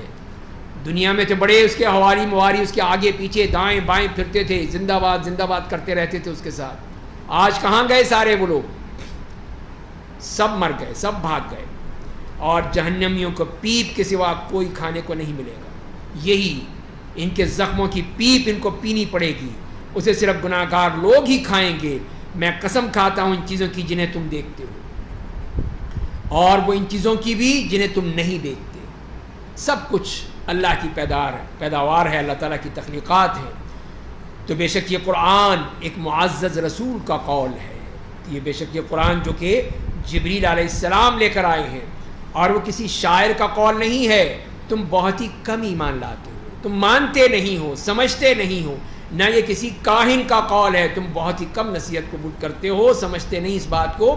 یہ تو سارے جہان کے رب کا نازل کیا ہوا ہے, اس نے نازل کیا ہے. تم کہتے ہو کہ یہ گھڑ لیا ہے انہوں نے, نہیں, یہ تو سارے جہان کے رب کا نازل کیا ہوا ہے. اور اگر گھڑنے کی بات ہے تو سن لو, اگر میرے نبی بعض باتیں گھڑ کر میری طرف منسوب کر دیتے تو ہم چھوڑ دیتے ان کو, ہم ان کا دایاں ہاتھ پکڑ لیتے, پھر ان کی شہرت کاٹ ڈالتے. یہ نبی کریم صلی اللہ علیہ وسلم کے بارے میں کہا جا رہا ہے کہ اگر ایک لفظ بھی جو اپنے پاس سے کہہ دیں, کتنا بڑا اللہ کی طرف سے یہ بتا دیے کہ سزا کا معاملہ, کہ ان کو بھی نہ چھوڑتے, ان کے دائیں ہاتھ سے پکڑ کے پھر ان کی شہرہ کاٹ دیتے, اور تم میں سے کوئی ہمیں روکنے والا نہ ہوتا. کوئی ہوتا آگے کہ میں بچا لوں گا, نہیں بچا سکتے تھے. اور بے شک قرآن اللہ سے ڈرنے والوں کے لیے نصیحت ہے. تو تم لوگ جو باتیں بناتے ہو کہ یہ گھڑ لائے, تو گھڑ سکتے ہی نہیں ہیں, ناممکن ہے. اتنا بڑا اللہ کی طرف سے اعلان کر دیا گیا ہے. اور ہم خوب اچھی طرح جانتے ہیں کہ تم میں سے بعض اس کو جھٹلانے والے ہیں, مانتے نہیں ہیں. اور بے شک یہ کافروں کے لیے قیامت کے دن باعث حسرت ہوگا. اس وقت ان کو یاد آئے گا کہ کاش ہم ایمان لے آتے. حسرتیں رہ جائیں گی اور کچھ نہیں ہوگا. اور بے شک یہ یقینی طور پر برحق ہے. اس لیے اے میرے نبی, آپ اپنی عظمت والے رب کے نام کی تسبیح پڑھتے رہیے, اس کو یاد کرتے رہیے, وہی آپ کا حامی و ناصر ہے. اس کے بعد سورہ معارج ہے, مکی صورت ہے جس میں 44 آیات ہیں. بسم اللہ الرحمن الرحیم. سأل سائل بعذاب واقع للكافرين ليس له دافع من الله ذي المعارج. ایک سوال کرنے والے نے اس عذاب کی جلد آنے کا سوال کیا ہے جو واقع ہونے والا ہے. پوچھ رہا ہے کہ وہ کب آئے گا. وہ کافروں کے لیے ہے, اسے کوئی ٹالنے والا نہیں ہے. تم کیا سمجھ رہے ہو تم؟ وہ بلند درجات والے اللہ کی جانب سے ہے, اس کی طرف سے آئے گا. فرشتے اور روح جبریل اس کے پاس چڑھ کر جاتے ہیں کہ ایسے دن میں جس کی مقدار 50,000 سال کے برابر ہے. تم جو کرتے ہو تو یہ قیامت کا دن ہے, تو وہ کافروں کے لیے تو 50,000 سال کے برابر ہوگا, لیکن مومنوں کے لیے اتنا ہی ہے جتنی وہ نماز کے لیے انتظار کرتے ہیں, نماز پڑھتے ہیں. تو یہ ہے فرق کہ کافر اس لیے کہ اس کے لیے ایک ایک لمحہ گزارنا مشکل ہو جائے گا. جہاں پہ ایسی معاملوں جہاں انتظار ہو رہا ہے, تو وہاں پہ آپ بار بار دیکھتے ہیں گھڑیوں کے ایک ایک لمحے کو دیکھتے ہیں, پتہ کرتے ہیں کہ بہت لمبا ٹائم ہو گیا. لیکن جہاں مصروفیت ہوتی ہے پتہ ہی نہیں چلتا, سارا وقت نکل جاتا ہے, کتنی تیزی سے نکل جاتا ہے. تو فرمائیں کہ یہ ان کے لیے 50,000 سال کے برابر, لیکن ایک مومن کے لیے کوئی مسئلہ ہی نہیں اس میں. تو فرمائیں کہ اے میرے نبی, آپ صبر جمیل سے کام لیجئے, صبر کیجئے. بے شک کفار اسے دور سمجھتے ہیں اور ہم اسے قریب دیکھ رہے ہیں. وہ آنے والا ہے وہ دن جس دن آسمان پگھلے ہوئے تانبے کے مانند ہو جائے گا. پگھلا ہوا تانبا اس دن کی طرح یہ ہو جائے گا, اور پہاڑ دھنی ہوئی روئی کی طرح مانند ہو جائیں گے. اور کوئی دوست کسی دوست کو نہیں پوچھے گا. دنیا میں تو بڑی دوستیاں نبھاتے تھے, بڑے کہتے تھے کہ میں تمہارا دوست ہوں, تمہارے لیے جان بھی قربان کر دوں گا. اب کہاں ہے بھائی, آؤ نا جان قربان کرو ذرا تھوڑی سی. نہیں, کوئی نہیں پوچھے گا. حالانکہ وہ ایک دوسرے کو دکھائے جائیں گے, آمنے سامنے ہوں گے, کہ وہ ہے دیکھے گا ہی نہیں اس کو. مجرم چاہے گا کہ اس دن کے عذاب سے بچنے کے لیے اپنے بیٹوں کو فدیہ دے دے, لے لو میرے بیٹے, میری جان چھوڑ دو. یہ حالت ہو جائے گی. اپنی بیوی, اپنے بھائی کا فدیہ دے دے, اپنے اس خاندان اور کنبے کا فدیہ دے دے جو دنیا میں اسے پناہ دیتا تھا. سب کو قربان کر دو, میری جان چھوڑ دو. نہیں ہو سکتا. اور زمین میں پائے جانے والے تمام لوگوں کو بطور فدیہ پیش کر دے گا. ساری دنیا لے لو مجھ سے, میری جان چھوڑ دو. نہیں ہو سکتا. پھر اس کی یہ تدبیر اسے عذاب سے نجات دلا دے. ہرگز نہیں, یہ ہو ہی نہیں سکتا, ناممکن. بے شک وہ آگ کا شعلہ ہوگا تو وہ سر کے چمڑے کو بھی ادھیڑ ڈالے گا. یہ سر کی کھال بھی جو ہے یہ بھی ادھڑ جائے گی. وہ ہر اس شخص کو پکارے گا جس نے حق سے منہ موڑا تھا, پیٹ پھیر لی تھی, مال جمع کیا تھا, اسے سنبھال کر رکھا تھا, سینت کے رکھتا تھا, پیسے کو گن کے رکھتا تھا کہ اتنا پیسہ ہو گیا. بے شک آدمی جزا فضا کرنے والا اور حریص پیدا کیا گیا ہے. یہ انسان کا ہے کہ وہ پیسے کے لالچ میں اتنا حریص ہو جاتا ہے کہ ساری دنیا کو دینے بیچنے کے لیے تیار ہو جاتا ہے. اور جب اسے کوئی تکلیف پہنچتی ہے تو فوراً گھبرانے لگتا ہے, یہ کیا ہو گیا, جب اسے نعمت ملتی ہے تو بڑا بخیل بن جاتا ہے کہ میں کیوں خرچ کروں، کیوں دوں میں اللہ کی راہ میں.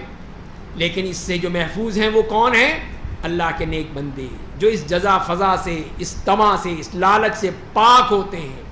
فرمایا وہ کون ہیں؟ سوائے ان نمازیوں کے جو اللہ کے نیک بندے نماز پڑھتے ہیں، جو اپنی نمازوں کی پابندی کرتے ہیں پوری پابندی کے ساتھ، جن کے مال میں معلوم حق ہے، انہیں پتہ ہے کہ میں نے کچھ دینا ہے سائل اور محروم کے لیے، اور جو قیامت کے دن کی تصدیق کرتے ہیں اور جو اپنے رب کے عذاب سے ڈرتے ہیں. بے شک ان کے رب کا عذاب ایسی چیز نہیں ہے جس سے بے خوف رہا جائے، بے خوف رہ کر نہیں زندہ رہ سکتے. اور جو اپنی شرمگاہوں کی حفاظت کرتے ہیں سوائے اپنی بیویوں اور مملوکہ عورتوں کے، ایسی صورت میں وہ لوگ لائق ملامت نہیں ہیں. جو لوگ اس کے سوا کچھ اور چاہیں گے وہی لوگ حد سے تجاوز کرنے والے ہیں. جو اللہ نے ایک جائز ان کے لیے طریقہ بتا دیا ہے، اس کے علاوہ اور کوئی طریقہ استعمال کریں گے تو وہی حد سے تجاوز کرنے والے ہیں. اور جو لوگ اپنی امانتوں اور اپنے عہد و پیمان کا خیال رکھتے ہیں، اور جو اپنی شہادتوں پر قائم رہتے ہیں، اور جو اپنی نمازوں کی حفاظت کرتے ہیں، تو یہ ہیں وہ لوگ. ان کے لیے 8 قسم کی یہ صفات بیان کر دی اللہ تعالیٰ نے کہ یہ ہیں وہ لوگ. اور نماز، پہلے بھی نماز، آخر میں بھی نماز. تو نماز ہی اصل وہ محور ہے، نماز ہی وہ اصل مرکز ہے کہ جس میں اندر رہ کر ہی انسان مسلمان رہ سکتا ہے، اس کے علاوہ اور کچھ نہیں ہے. سورہ مومنون میں بھی یہی فرمایا، وہاں پر بھی نماز کو پہلے بتایا، الذین هم فی صلاتہم خاشعون، خشوع کے ذریعے سے فرمایا. اور یہاں پر بھی نماز سے شروع کیا، نماز پہ ختم کیا. تو باقی نیکیاں اپنی جگہ ہیں، لیکن نماز نہیں ہے تو پھر کچھ نہیں ہے، سب ختم ہے، کوئی فائدہ نہیں. چاہے وہ ساری دنیا کی نعمتیں کرتا پھرے، نیکیاں کرتا پھرے، تو لیکن نماز نہیں ہے، نماز پڑھتا ہی نہیں ہے، تو پھر وہ مسلمان کہاں ہے؟ تو مسلمان نہیں ہے، تو ہی کافر. تارک صلاۃ جو ہے وہ کافر ہے. تو وہی لوگ جنتوں میں معزز و مکرم رہیں گے. تو یہ ہے ان کے لیے اللہ کا اعلان کہ یہ ہے معزز مکرم جنتی. اور ان کافروں کو کیا ہو گیا ہے کہ آپ کی طرف دوڑے آ رہے ہیں دائیں سے بائیں سے، گروہ در گروہ. کیا ان میں ہر ایک یہ چاہتا ہے، اس بات کا لالچ چیک کر رہا ہے کہ وہ بھی نعمتوں والی جنت میں داخل ہوگا؟ یہ تو نہیں ملے گی اس کو، ہر ایک کو نہیں ملے گی. یہ ایسا ہرگز نہیں ہوگا. بے شک ہم نے انہیں اس چیز سے پیدا کیا ہے جو خوب جانتے ہیں. میں مشرقوں اور مغربوں کے رب کی قسم کھاتا ہوں، میں یقیناً قادر ہوں، جو چاہوں میں کروں، کہ ان کے بدلے ان میں سے کسی بہتر قوم کو لے آؤں، اور کوئی ہم سے سبقت لے جانے والا نہیں ہے. اللہ تعالیٰ جو چاہتا ہے کر سکتا ہے. تو اے میرے نبی، آپ انہیں بیکار باتوں اور لہو و لعب میں مشغول چھوڑ دیجئے، رہنے دیجئے، جو کرتے ہیں کرنے دیجئے، یہاں تک کہ وہ اس دن کو پا لیں جس کا ان سے وعدہ کیا جاتا ہے. تو وہ دن جب آئے گا تب ان کو پتہ چلے گا جو انہوں نے یہ بیکار باتیں اور لہو و لعب کیا تھا اس کا نتیجہ کیا نکلا.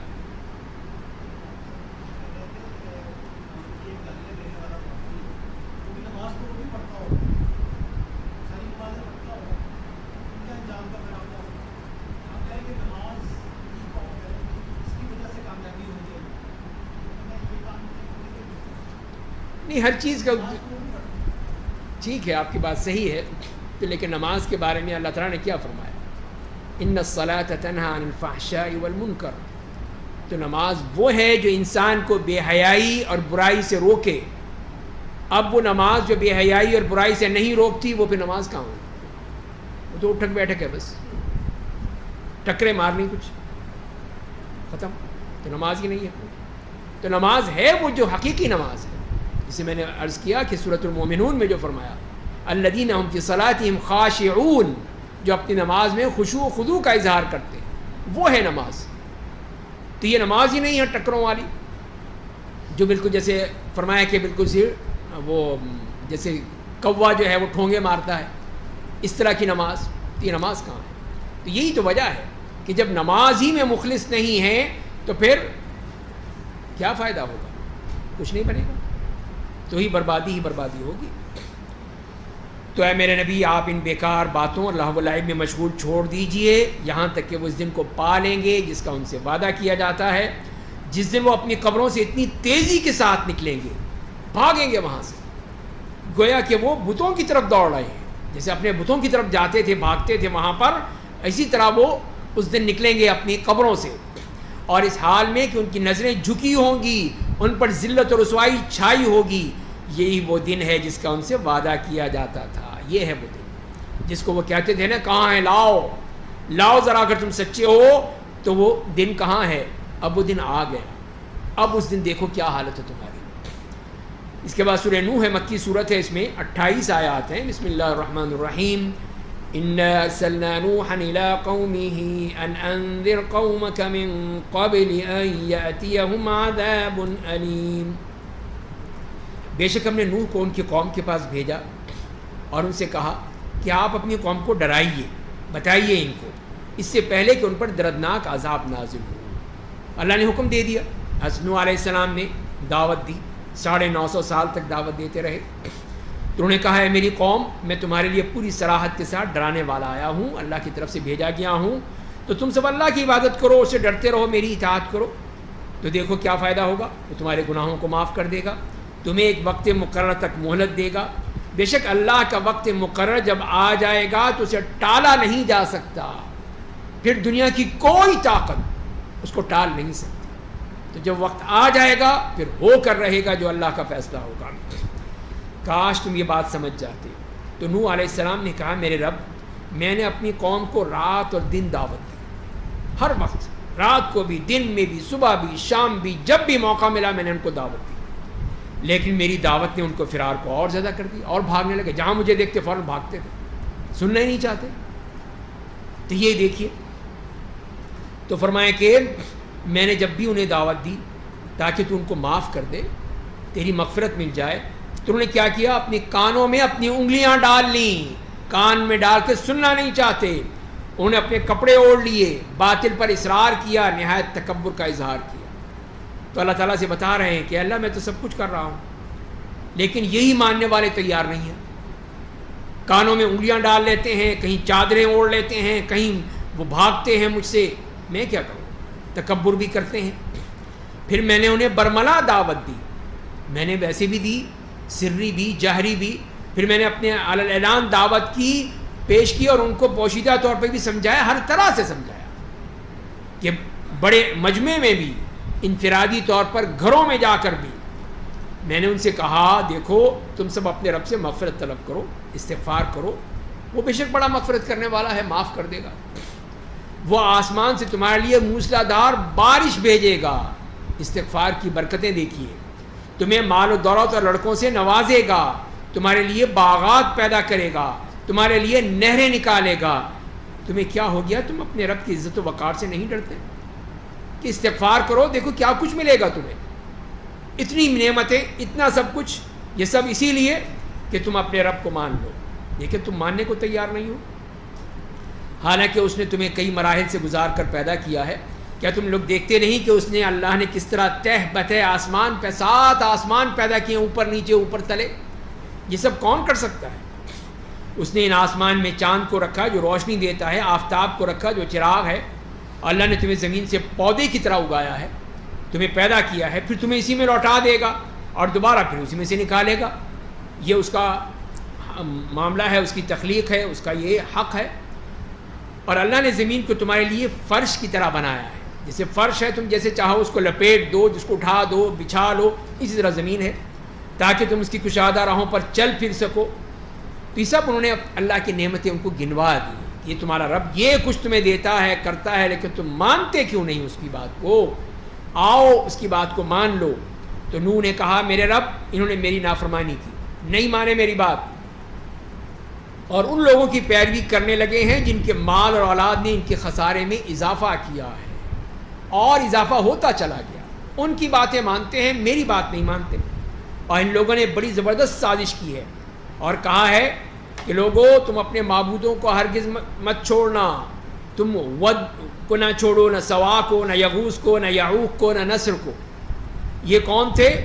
یہ سارے ان کے وہ معبود تھے جو انہوں نے، جن کی عبادت کیا کرتے تھے. تو ہوا کیا کہ یہ اصل میں کیا تھے؟ یہ ود، سوا، یغوث و یعوق اور نصر، یہ قوم نوح میں نیک لوگوں کے نام تھے. نیک لوگ تھے، بڑے اچھے تھے، اللہ کے بندے تھے. تو جب وہ انتقال کر گئے تو شیطان نے کہا ایک ان کے دل میں ایک وہ اس نے یہ ڈال دیا کہ دیکھو یہ کتنے نیک لوگ تھے، تو یوں کرو کہ جہاں پہ بھی وہ بیٹھ کے عبادت کرتے تھے مسجدوں میں یا معبد میں یا مندر میں، تو وہاں ان کی تصویریں لگا دو کہ یہاں پہ ود صاحب تھے، یہاں پہ سوا صاحب تھے، یا یغوث صاحب تھے، یا یعوق صاحب تھے، اور ان کی تصویریں لگا دو. وہ ان کو دیکھ دیکھ کے تمہیں یاد آئے گا کہ یہ دیکھو کیسی بات کیا کرتے تھے، کس طرح یہ اللہ کو پکارتے تھے، تو تم بھی پھر کرو گے. تو یہ اس نے پٹی پڑھائی ان کو. پھر اس کے بعد یہ نسل بھی ختم ہو گئی، اگلی نسل آئی، ان سے کہا کہ یہ دیکھو یہ تصویریں جو لگی ہوئی ہیں نا، یہ کیا ہیں؟ اس کو تمہارے باپ دادا پوجا کرتے تھے، عبادت کیا کرتے تھے، تو تصویریں کیا ہیں؟ ان کو اٹھاؤ اور اپنے سامنے رکھ لو، ان کو سجدہ کرو، ان کی پوجا کرو، پرستش کرو، پھر دیکھو تمہیں کیا کچھ ملے گا. یہ نئی پٹی پڑھا دی. تو یہی ہے کہ پھر یہ قوم آئی جب نوح علیہ السلام آئے تو یہ ان لوگوں کی پوجا کر رہے تھے، ود، سوا، یغوث اور یعوق اور نصر کی. تو فرمایا کہ یہ ہے، یہ دیکھو تم جو کر رہے ہو یہ کون ہے؟ یہ اصل تو تمہارے باپ دادا تھے جن کی تم آج پوجا کر رہے ہو. تو فرمایا ان لوگوں نے بہتوں کو گمراہ کر دیا ہے، اور میرے رب تو ظالموں کی گمراہی میں اضافہ ہی کر دے. غصہ کتنا ہے، یہ غصہ ہے ان کے دل میں کہ اللہ ان کو چھوڑنا نہیں، ان کو سب کو جہنم میں ڈال دیں. اس لیے کہ اتنے یہ بدبخت لوگ، میں 950 سال تک ان کی میں دعوت دیتا رہا، ان کو سمجھاتا رہا، بتاتا رہا، لیکن کوئی فائدہ نہیں ہوا. تو اے اللہ ان کی گمراہی میں اور اضافہ کر. اتنے سخت الفاظ. چنانچہ وہ تمام کے تمام اپنے گناہوں کے سبب ڈبو دیے گئے، پر پھر آگ میں داخل کر دیے گئے. پس انہوں نے اللہ کے سوا مددگاروں کو نہیں پایا، کوئی نہیں بچا سکے. اور نوح نے کہا میرے رب تو سرزمین پر کسی کافر کا گھر نہ رہنے دے، چھوڑنا نہیں ان کو. اگر تو نے انہیں چھوڑ دیا تو یہ کیا کریں گے؟ میرے بندوں کو گمراہ کریں گے، تیرے بندوں کو اور گمراہ کریں گے، اور گمراہی بڑھتی چلی جائے گی، اور گناہگار بڑے کافر کے سوا کچھ نہ جنیں گے. ان کے آگے بھی جو اولاد ہوگی سارے وہ بھی کافر ہوں گے. کہ کتنا غصہ ہے ان کے دل میں، غیظ و غضب ہے ان کے بارے میں. کہ پھر دعا کی آخر میں مومنوں کے لیے ہی فرمایا کہ میرے رب تو مجھے معاف کر دے، میرے ماں باپ کو بھی معاف کر دے، مومن مردوں اور عورتوں کو بھی معاف کر دے جو میرے گھر میں داخل ہوں، اور ظالموں کے لیے صرف تباہی اور بربادی میں اضافہ کر دے. پھر دوبارہ پھر ان کو اتنے غصے میں کہا کہ اے اللہ ان کی بربادی میں اور اضافہ کر دے. تو یہاں پہ سورہ جن شروع ہوتی ہے. سورہ جن مکی صورت ہے، اس میں 28 آیات ہیں. تو اللہ تعالیٰ نے دکھایا ہے کہ دیکھو ذرا جنوں کا معاملہ بھی دیکھو کہ انہوں نے کس طرح ایمان لے آئے. جیسے کہ سورہ احقاف میں بھی ہم نے آیت نمبر 29 سے 32 تک پڑھا تھا کہ جنوں کی جماعت جب نبی کریم صلی اللہ علیہ وسلم کو قرآن سننے کے لیے پڑھتے ہوئے سنا تو وہ لوگ ایمان لے آئے، اور اپنی قوم کے پاس جا کر پھر انہیں باقاعدہ دعوت دین دی. عجیب دعوت دی اور بلایا اس کی طرف. اور فرمایا کہ یہاں پر بھی کہ کس طرح انہوں نے جو ہم نے آپ سے وہ نماز سنی تھی، جیسے کہ حدیث میں آتا ہے کہ نبی کریم صلی اللہ علیہ وسلم صحابہ کرام کے ساتھ سوق عکاظ کی طرف روانہ ہوئے، جو میلہ لگتا تھا ان کا، مکے والوں کا، عربوں کا میلے لگتے تھے اس قسم کے.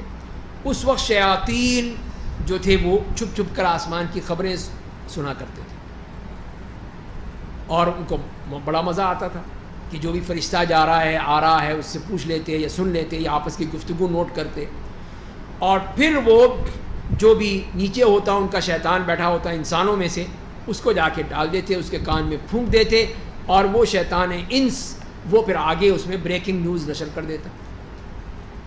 تو یہ ہے بریکنگ نیوز والے سارے. تو یہ شیاطین جو ہیں ان کے اوپر اب جب دیکھا کہ اب جب ان میں سے کوئی جا کے بیٹھتا ہے وہاں پر اپنی اسی منڈلی میں، تو کیا ہوتا ہے؟ اب وہاں پر وہ سیدھا ایک میزائل آتا ہے جو ان کو جلا کے بھسم کر دیتا ہے.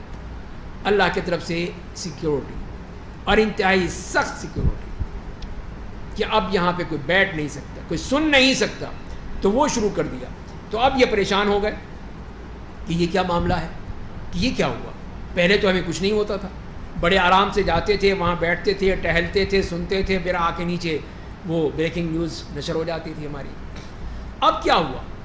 اب یہ جو اتنی مصیبت آ گئی کہ ہمارے سے کوئی بیٹھ ہی نہیں سکتا. بیٹھتا ہے کہ ایک دم فوراً وہ شہاب ثاقب آتا ہے، جلا کے بھسم کر دیتا ہے. تو وہ اسی تھے. اب ان کو یہی تلاش تھی کہ ہوا کیا یہ انقلاب کیسے آ گیا. تو اسی طرح جو شیاطین تہامہ کی طرف گئے ہوئے تھے تو رسول اللہ صلی اللہ علیہ وسلم وادی نخلا میں پہنچ گئے اور سوق عکاظ جانا چاہتے تھے. تو وہاں پہ آپ نے رات گزاری تھی, صبح فجر کی نماز پڑھ رہے تھے.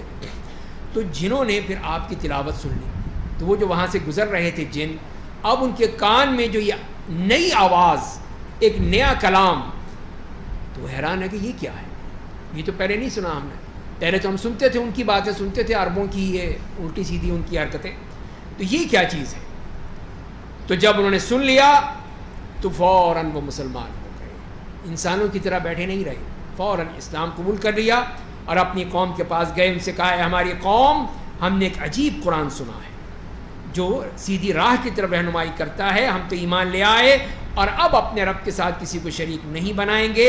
اور اسی پر پھر یہ آیت نازل ہو گئی کہ قل اوحی الی انہ استمع نفر من الجن. تو یہ ہے اللہ تعالیٰ کی طرف سے یہ انتظام. اور اسی لیے سورت میں فرمایا کہ بسم اللہ الرحمن الرحیم, قل اوحی الی انہ استمع نفر من الجن فقالوا انا سمعنا قرآنا عجبا یہدی الی الرشد فآمنا به ولن نشرک بربنا احدا. تو اے میرے نبی آپ کہہ دیجئے میرے پاس وحی آئی ہے کہ جنوں کی ایک جماعت نے قرآن سنا. اللہ تعالیٰ بتا رہے ہیں, آپ کو نہیں پتہ چلا کہ جن موجود ہیں سن رہے ہیں کچھ نہیں, تو اللہ کی طرف سے وحی آئی اور اللہ نے بتایا کہ دیکھیں اب آپ کے ماننے والوں میں انسانی نہیں جن بھی شامل ہو گئے. پھر انہوں نے دوسرے جنوں سے کہا کہ ہم نے ایک بہت ہی عجیب قرآن سنا ہے, بالکل نئی چیز, نئی بات یہ ہم نے سنی ہے جو راہ راست کی طرف رہنمائی کرتا ہے, اس لیے ہم تو ایمان لے آئے اور ہم ہرگز اپنے رب کے ساتھ کسی کو شریک نہیں بنائیں گے. تو یہ انہوں نے اپنا فیصلہ سنا دیا کہ اب ہم نے قرآن سن لیا ہے, اب ہم مسلمان ہو گئے ہیں. اور یہ کہ ہمارے رب کی شان بڑی اونچی ہے, بہت اونچی شان والا ہمارا رب ہے. اس نے نہ کوئی اپنی بیوی بنائی ہے, نہ لڑکا, نہ کوئی بیٹا, کوئی نہیں ہے اس کا. یہ دیکھیے وہ کتنے سمجھدار تھے, جان گئے. اگر ان میں عیسائی تھے تو وہ بھی جان گئے کہ اللہ کا بیٹا نہیں ہوتا, مشرک تھے تو وہ بھی جان گئے کہ اللہ کی بیٹیاں نہیں ہوتی. اسی لیے فرمایا کہ نہ اس کی نہ بیوی ہے, نہ بیٹا ہے, نہ بچہ ہے, کچھ بھی نہیں ہے. اور یہ کہ ہمارا بیوقوف آدمی اللہ کی شان میں زیادتی کرتا تھا, الٹی سیدھی باتیں ہانکتا تھا, اور ہم نے یہ گمان کر لیا کہ انسان اور جن اللہ کے بارے میں جھوٹ نہیں بولیں گے. ہمارا یہ گمان تھا, ہمیں نہیں پتہ تھا کہ سب جھوٹ بول رہے ہیں. یہ انسان بھی اور جن بھی جھوٹی باتیں بناتے ہیں ہمیں. اب دیکھو اب تو قرآن آ گیا ہے, اور یہ کہ انسانوں میں سے بعض لوگ جنوں کے بعض افراد کی پناہ لیتے تھے. یہ دیکھ لیجئے جو ایک چکر چل رہا ہے آج بھی کہ یہاں پہ وہ بیٹھا ہے ایک شیطان, نیچے انسان, اوپر اس کا ایک رابطہ ہے اسی جن سے, اس سے وہ خبریں لا رہا ہے, اس کو پہنچا رہا ہے, اور یہ کہہ رہا ہے کہ میرے دیکھیے میری طاقت, میری قوت, میں یہ کر دوں گا, میں وہ کر دوں گا, آپ کا عاشق آپ کے قدموں میں لا کے پھینک دوں گا, جو آپ کی تمنائیں ہیں ساری پوری کر دوں گا. یہ سب کون ہیں؟ یہ سب وہی شیاطین ہیں جن کے بارے میں صاحب قرآن نے کہہ دیا کہ یہ ہیں وہ لوگ کہ بعض لوگ جنوں کے بعض افراد کی پناہ لیتے تھے, ان سے تعلق قائم کرتے تھے, یہی جادو ٹونا کرنے والے. تو انہوں نے ان جنوں کو کبر اور سرکشی کو اور بڑھا دیا. جن چوڑے ہو گئے کہ یہ سارے انسان جو ہیں یہ ہماری سب مانگتے ہیں, ہماری پناہ مانگتے ہیں, ہمارے آگے پیچھے بھاگتے ہیں, ہمارے لیے یہ کرتے ہیں وہ کرتے ہیں, تو ہم پتہ نہیں کیا چیز ہیں. اور وہ اونچے متکبر ہو گئے. اور یہ کہ انہوں نے بھی گمان کر لیا تھا کہ جیسے تم نے گمان کر لیا تھا کہ اللہ کسی کو دوبارہ زندہ کر کے نہیں اٹھائے گا یا کسی کو اپنا رسول بنا کر نہیں بھیجے گا, تو جنوں کے ہاں بھی یہی چیزیں آ گئیں کہ انہوں نے بھی یہی کہا کہ ہم دوبارہ تو زندہ ہونے والے نہیں ہیں, ٹھیک ہے مزے کرو پھر, اب یہ انسان ہمیں اور بڑھا رہے ہیں, چڑھا رہے ہیں ہمیں, تو اس سے اور فائدہ ہی فائدہ ہمارا, اور کوئی رسول بھی نہیں آئے گا. تو یہ ساری ان کی وہ پس منظر بتایا جا رہا ہے کہ کس طرح ان جنوں کے دماغ میں بھی خناس بھر گیا تھا, اور انسان تو تھے ہی اس معاملے میں کافر.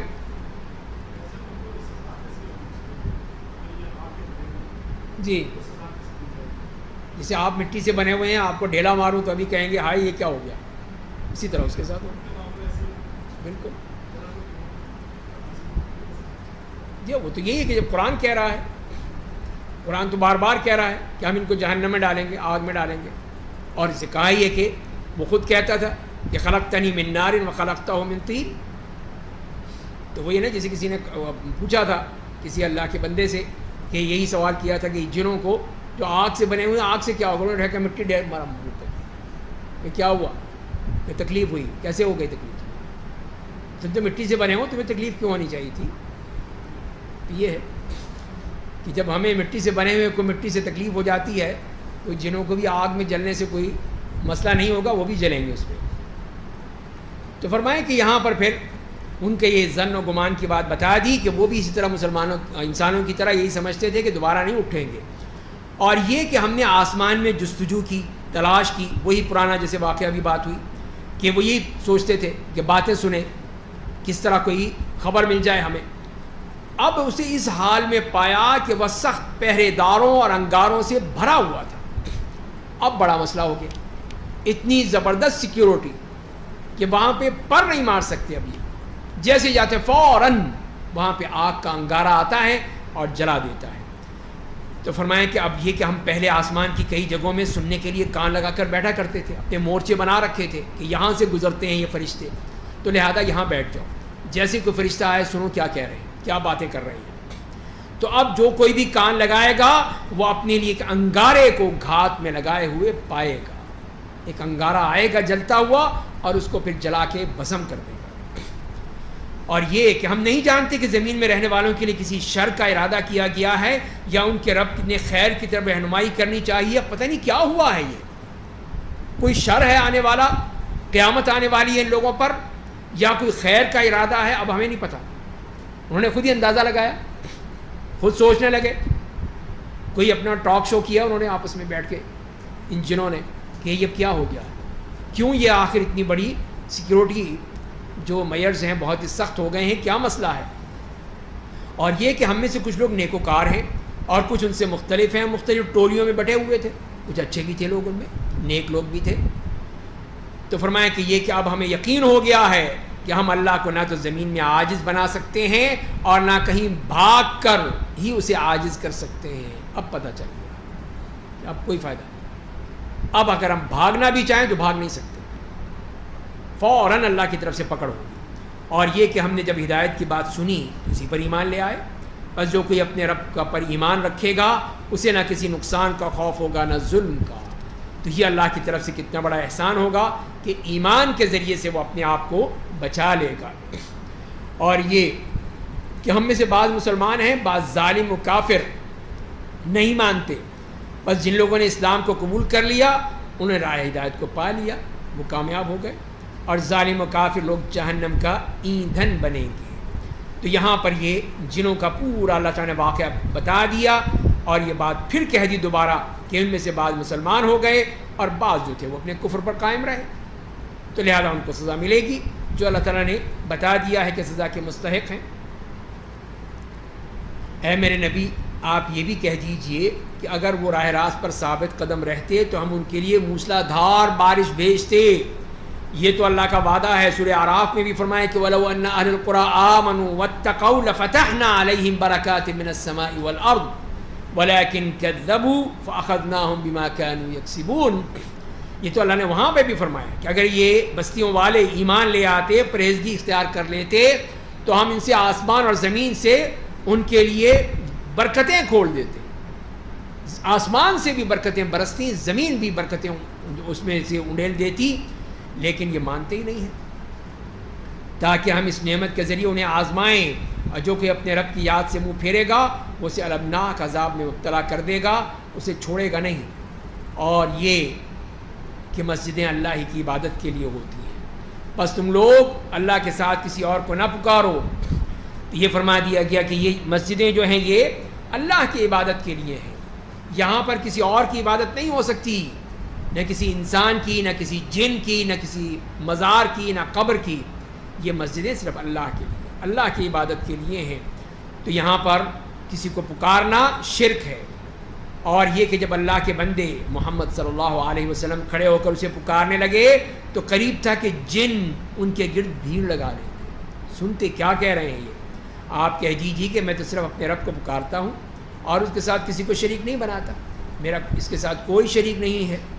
آپ کہہ دیجئے میں تمہارے لیے کسی نفع نقصان کا مالک نہیں ہوں، آپ کہہ دیجئے مجھے اللہ کے عذاب سے کوئی پناہ نہیں دے سکتا، اور میں اس کے سوا کوئی جائے پناہ نہیں پاتا. پناہ ملے گی تو اسی کے پاس ملے گی اور کسی کے پاس نہیں ملے گی. میرا کام تو صرف اللہ کے احکام اور اس کے پیغاموں کو پہنچانا ہے. جو کوئی اللہ اور اس کے رسول کی نافرمانی کرے گا اس کے لیے جہنم کی آگ ہے, اس میں وہ ہمیشہ رہے گا, وہی اس کو بھگتنا پڑے گا اور یہی عذاب اس کے سامنے آئے گا. حتی اذا رأوا ما یوعدون, مشرکین شرک سے باز نہیں آئیں گے یہاں تک کہ جب اس عذاب کو دیکھ لیں گے جس کا ان سے وعدہ کیا جاتا تھا, تب وہ جان لیں گے کہ مددگاروں کے اعتبار سے کون زیادہ کمزور ہے اور کن کی تعداد زیادہ کم ہے.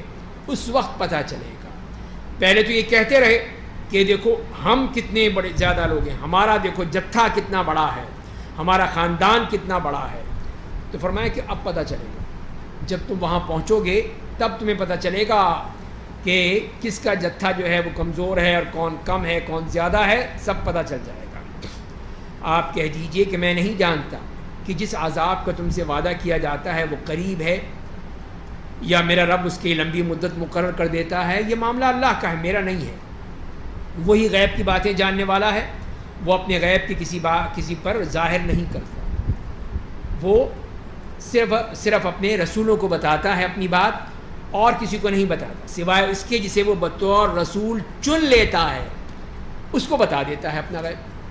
تو وہ غیب نہیں رہتا پھر وہ, اور اس کے آگے اور پیچھے پہرے دار لگا دیتا ہے جو اس کی حفاظت کرتے ہیں تاکہ وہ جان لے کہ رسولوں نے اپنے رب کے پیغامات پہنچا دیے ہیں. اس کو ساری خبریں ہیں, سب جانتا ہے کہ کون جو ہے وہ کیا کہہ رہا ہے, کیا خبریں دے رہا ہے, کیا پیغام دے رہا ہے. اللہ نے تمام چیزوں کا احاطہ کر رکھا ہے. جن رسولوں کے ارد گرد ہیں سب کو اللہ تعالیٰ نے پورے اس کے احاطہ میں ہیں اور اس نے ہر چیز کو شمار کر رکھا ہے, ہر چیز کو نے گن رکھی ہے. کوئی چیز جو ہے وہ اس کے علم سے باہر نہیں ہے. اس کے بعد سورہ مزمل ہے, مکی صورت ہے جس میں 20 آیات ہیں. بسم اللہ الرحمن الرحیم. یا ایہا المزمل قم اللیل الا قلیلا نصفه او انقص منه قلیلا او زد علیہ ورتل القرآن ترتیلا. تو فرمائیں کہ اے چادر اوڑھنے والے, آپ رات میں نماز کے لیے قیام کیجیے سوائے تھوڑے سے وقت کے, آدھی رات یا اس سے بھی کچھ کم کر دیجیے یا اس سے کچھ زیادہ, اور قرآن کو ٹھہر ٹھہر کے پڑھیے. تو یہ ہے یا ایھا المزمل. تو یہ جیسے کہ ہم نے پہلے پڑھا تھا کہ جب نبی کریم صلی اللہ علیہ وسلم غار حرا سے آئے تھے تو ایک کپ کپی سی تاری تھی, ایک پریشانی, ایک نیا تجربہ تھا, پہلے نہیں گزرے تھے اس سے. تو اسی لیے تو اس کپ کپی کی وجہ سے فوراً آتے ہی زملونی زملونی کہہ کے یہ کہا کہ مجھے اڑا دو, مجھے کوئی چادر اڑا دو, سردی لگ رہی ہے. تو اللہ تعالیٰ نے اسی وہ مخاطب کیا اسی سے, اور اسی نام سے یہی پیار کا انداز ہے, محبت کا انداز ہے. اے چادر اوڑھنے والے, اے چادر میں لپٹنے والے, کتنی محبت سے اللہ تعالیٰ پکار رہا ہے. تو اٹھیے, نماز پڑھیے. اور نماز کا بھی بتا دیا کہ تھوڑے سے وقت کے لیے پڑھ لیجئے, کوئی بات نہیں, آدھی رات ہو یا اس سے کچھ کم کر دیجئے, زیادہ کر دیجئے, دیکھ لیجئے جیسا بھی ہو. اب ظاہر ہے گرمی سردی کا بھی فرق ہے, گرمیوں میں راتیں چھوٹی, سردیوں میں راتیں بڑی. تو انسان سردیوں میں زیادہ پڑھ سکتا ہے, زیادہ لمبی عبادت کر سکتا ہے, گرمیوں میں کم ہے, وقت کم ہے. تو اسی لیے فرمایا اور پھر قرآن کو ٹھہر ٹھہر کے پڑھیے. یہ ہے قرآن کا حکم. اب یہاں پہ نہیں وہ سلسلہ چل پڑا ہے کہ جی 3 رات کی تراویح, 5 رات کی تراویح, شبینہ. کیوں؟ اس لیے کہ جو لوگ ہیں جن کے پاس وقت نہیں ہوتا تو وہ چاہتے ہیں کہ اللہ پر کوئی احسان کر دیں ہم بھی. تو کیا کرو, ہمارے لیے ایک شارٹ کٹ بناؤ. مولوی صاحب تیار ہو گئے, ان کو مل گیا پیسہ. انہوں نے کہا ٹھیک ہے ہم 3 رات کی نماز تراویح کرتے ہیں, 10 پارے پڑھ جائیں گے, بس شروع ہوگی وہ پوری F-16 شروع ہوگا اور پھر وہ تلاوت ہوتی چلی جائے گی, آپ کا مسئلہ حل ہو جائے گا. شروع کریں گے رات کے 9 بجے سے رات 2 بجے تک سارے صاف کر دیں گے, تو مسئلہ ہی کوئی نہیں. تو یہ ہے, تو یہ پہلے مذاق ہوتا رہا ہے اور اب بھی واضح ہو رہا ہے. تو یہ قرآن کے ساتھ مذاق ہے. قرآن تو کہہ رہا ہے کہ ٹھہر ٹھہر کو پڑھے, ہم کہتے ہیں کہ نہیں جی ہم تو تیز گام بنائیں گے اس کو, جو نان اسٹاپ پڑھتے چلے جائیں گے. تو یہی چیز جو ہے یہ اللہ کو پسند نہیں ہے. کہ اس طرح قرآن کے ساتھ مذاق کیا جائے. قرآن تو سمجھنے کے لیے ہے، غور کرنے کے لیے ہے، ختم کرنے کے لیے نہیں ہے. یہ پتہ نہیں ختم کا معاملہ کہاں سے آ گیا ہمارے. جتنا ہو پڑھ لو بس. قرآن یہی کہتا ہے کہ جتنا پڑھ سکتے ہو پڑھو بس. نہیں ہو ختم ہو، کوئی مسئلہ نہیں، کوئی قیامت نہیں آ جائے گی. ہم کہتے ہیں نہیں جی جو کچھ بھی ہو جائے بس ختم کرو. ختم شریف، تو یہ ختم شریف کے پیچھے لگے ہوئے بس. تو فرمایا کہ ہم ان قریب آپ پر ایک بھاری کلام نازل کریں گے. بے شک رات کا اٹھنا نفس کو خوب کچل دیتا ہے. یہ ہے رات کو اٹھ کے جو قیام کیا جاتا ہے کہ دل میں جتنی بھی خواہشات ہوتی ہیں، تکبر ہوتا ہے، وہ سب ختم ہو جاتا ہے. اور قرآن سمجھنے کے لیے زیادہ مناسب وقت ہے. قرآن کو جب ٹھہر کے پڑھیں گے، تنہائی ہوگی، کوئی آپ کو ڈسٹرب کرنے والا نہیں ہوگا، اس وقت آپ قرآن کو سمجھیں گے تو دیکھیے کیا کچھ سمجھیں گے. بے شک دن کے وقت آپ کی بڑی مصروفیات ہوتی ہیں اور آپ اپنے رب کا نام لیتے رہیے، اس کی طرف ہمتن اور یکسو ہو کر متوجہ ہو جائیے اور اسی کی طرف توجہ کر لیجئے. وہ مشرق و مغرب کا رب ہے، اس کے سوا کوئی معبود نہیں، بس آپ اسی کو اپنا کارساز بنا لیجئے. وہی آپ کا آقا ہے، مالک ہے، سب کچھ وہ ہے.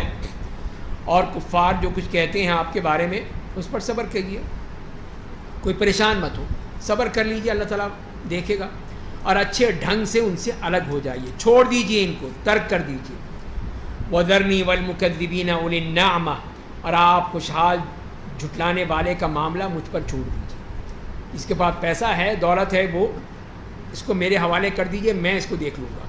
اور انہیں ذرا مہلت دے دیجئے. بے شک ہمارے پاس بیڑیاں ہیں، جہنم ہے، گلے میں اٹک جانے والا کھانا ہے، دردناک عذاب ہے. یہ سب کچھ تیار کر رکھا ہے ان کے لیے. اور وہ کب ہوگا؟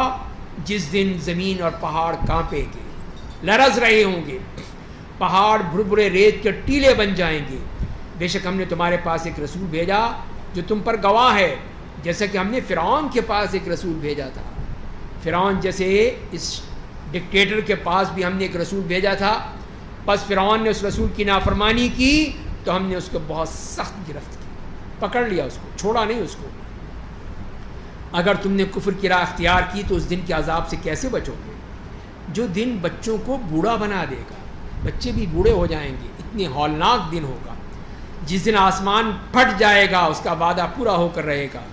بے شک یہ نصیحت کی باتیں ہیں، تو جو چاہے اپنے رب تک پہنچنے کا راستہ اپنائے. تو یہ اللہ کی طرف سے ہدایات، نصیحتیں دی جا رہی ہیں کہ سنو، عمل کرو. یقیناً آپ کا رب جانتا ہے کہ آپ 2/3 رات، آدھی اور تہائی نماز میں کھڑے رہتے ہیں. اور آپ ان مسلمانوں کے گروہ جو آپ کے ساتھ ہیں، آپ کے ساتھ یہ نماز پڑھتے ہیں، تراویح پڑھتے ہیں، قیام اللیل کرتے ہیں. اللہ رات اور دن کا صحیح اندازہ رکھنے والا ہے. اسے معلوم ہو گیا کہ تم وقت کو صحیح طور پر شمار نہیں کر سکتے، تو اسی لیے پھر تم جتنا بھی کر لو، اس لیے اس نے تم پر مہربانی کر دی. بس جتنا آسان ہو قرآن پڑھ لو. دیکھ لیجیے، یہ کہا جا رہا ہے. آپ کہہ رہے نہیں ختم شریف، ختم شریف، اور جتنا آسانی سے پڑھ لو بس یہ ہے. تاکہ آسانی سے پڑھو، آرام سے پڑھو، سکون سے پڑھو، بھاگ دوڑ مت کرو. اسے معلوم ہو گیا کہ تم میں سے کچھ لوگ مریض ہوں گے، کچھ لوگ، دوسرے لوگ زمین میں سفر کریں گے، اللہ کے روزی کو تلاش کریں گے. لوگوں کے اپنے اپنے اشغال ہیں، اور بعض دوسرے اللہ کی راہ میں قتال کریں گے. تو اس لیے جتنا آسان ہو قرآن پڑھ لیا کرو، جتنی آسانی سے ہو، تمہارے لیے دقت نہ ہو، مشقت نہ ہو، پڑھ لو. اور پھر نماز کی پابندی کرو، زکوٰۃ ادا کرو، اللہ کو اچھا قرض دیتے رہو. تم جو نیکی اپنے لیے آگے بھیج دو گے، اسے اللہ کے پاس زیادہ بہتر اور اجر کے مطابق زیادہ بڑا پاؤ گے. تو یہ سب کچھ ملے گا تمہیں وہاں پر. اللہ سے مغفرت طلب کرتے رہو، بے شک اللہ بڑا معاف کرنے والا، بے حد رحم کرنے والا ہے. تو تمہارا کام صرف یہی ہے کہ تم اپنے رب کو یاد کرتے رہو. یہ طریقے بتا دیے اور آسانی سے بتا دیا کہ اس میں کوئی مشکل اور پریشانی نہیں ہے، بلکہ اللہ کی طرف سے تمہارے لیے آسانی ہی آسانی ہے. اگلی سورت سورۃ المدثر ہے، مکی سورت، جس میں 56 آیات ہیں. بسم اللہ الرحمن الرحیم. یا ایہا المدثر قم فانذر وربک فکبر وثیابک فطہر والرجز فاہجر ولا تمنن تستکثر ولربک فاصبر. کہ ہے چادر اوڑھنے والے، بالکل اسی طرح جیسے کہ سورہ مزمل میں کہا، یہاں پر بھی اسی طرح کہ جیسے کہ آپ نے حدیث میں آتا ہے کہ آپ نے جب مکے میں جا رہے تھے تو آسمان کی طرف ایک آواز سنی، سر اٹھایا تو وہی فرشتہ جو میرے پاس غار حرا میں آیا تھا وہ وہاں پر آسمان اور زمین کے درمیان ایک کرسی پر بیٹھا ہوا تھا، 600 اس کے پر تھے.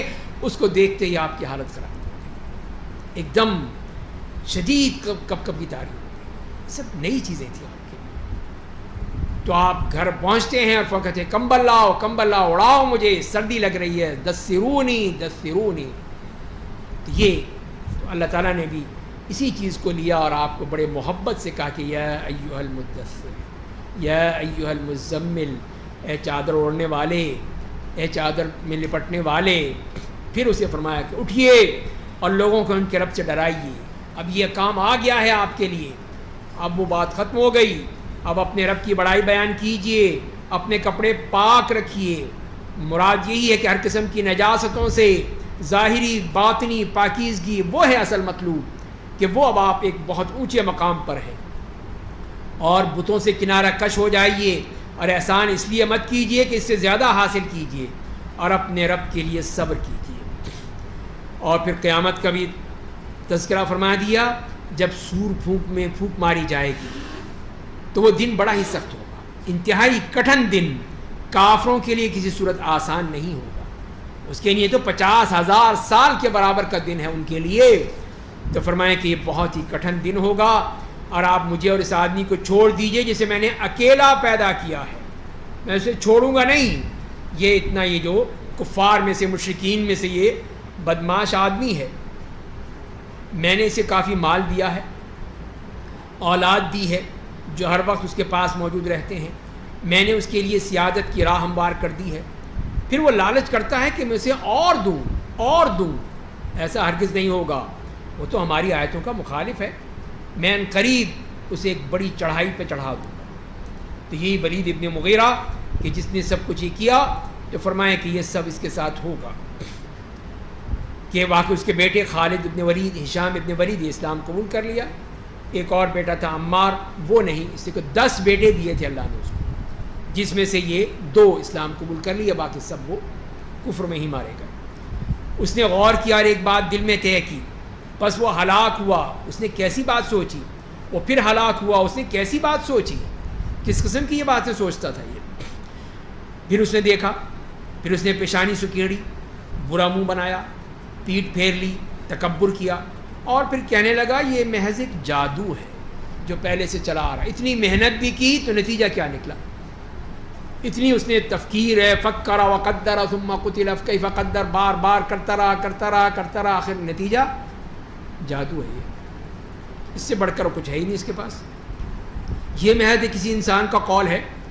فرمایا کہ میں عنقریب اسے جہنم میں ڈال دوں گا. اس کا جہنم، اس کا ٹھکانہ. اور آپ کو کیا معلوم کہ جہنم کیا ہے؟ نہ وہ کسی چیز کو باقی رکھے گی نہ چھوڑے گی، کچھ نہیں باقی رہے گا. وہ تو کھال کو بھی جلا ڈالنے والی ہوگی.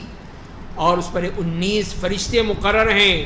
اللہ تعالیٰ نے یہ 19 فرشتے مقرر کیے ہوئے ہیں جو جہنم کے سارے کام کاج دیکھتے ہیں. اور ہم نے جہنم کی نگرانی کے لیے فرشتے مقرر کیے ہیں، اور ہم ان کی تعداد کو کافروں کے لیے فتنہ بنایا.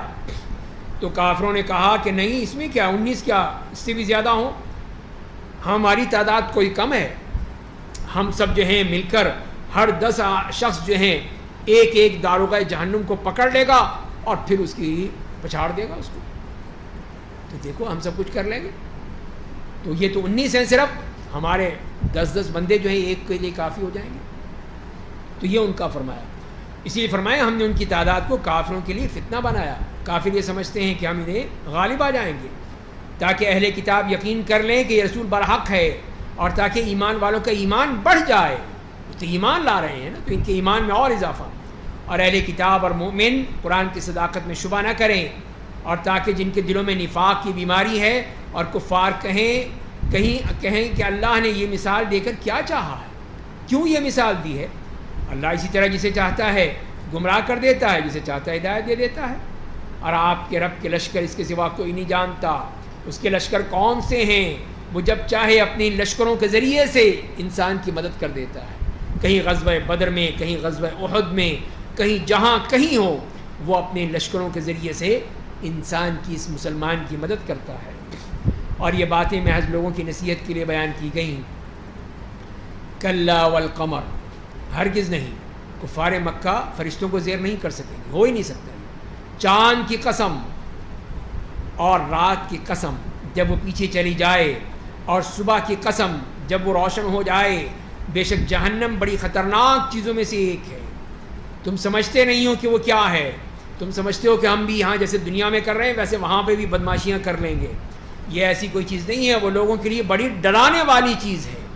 تم میں سے ہر اس آدمی کو ڈرانے والی ہے جو بھلائی کی طرف قدم بڑھانا چاہے یا پیچھے ہٹنا چاہے۔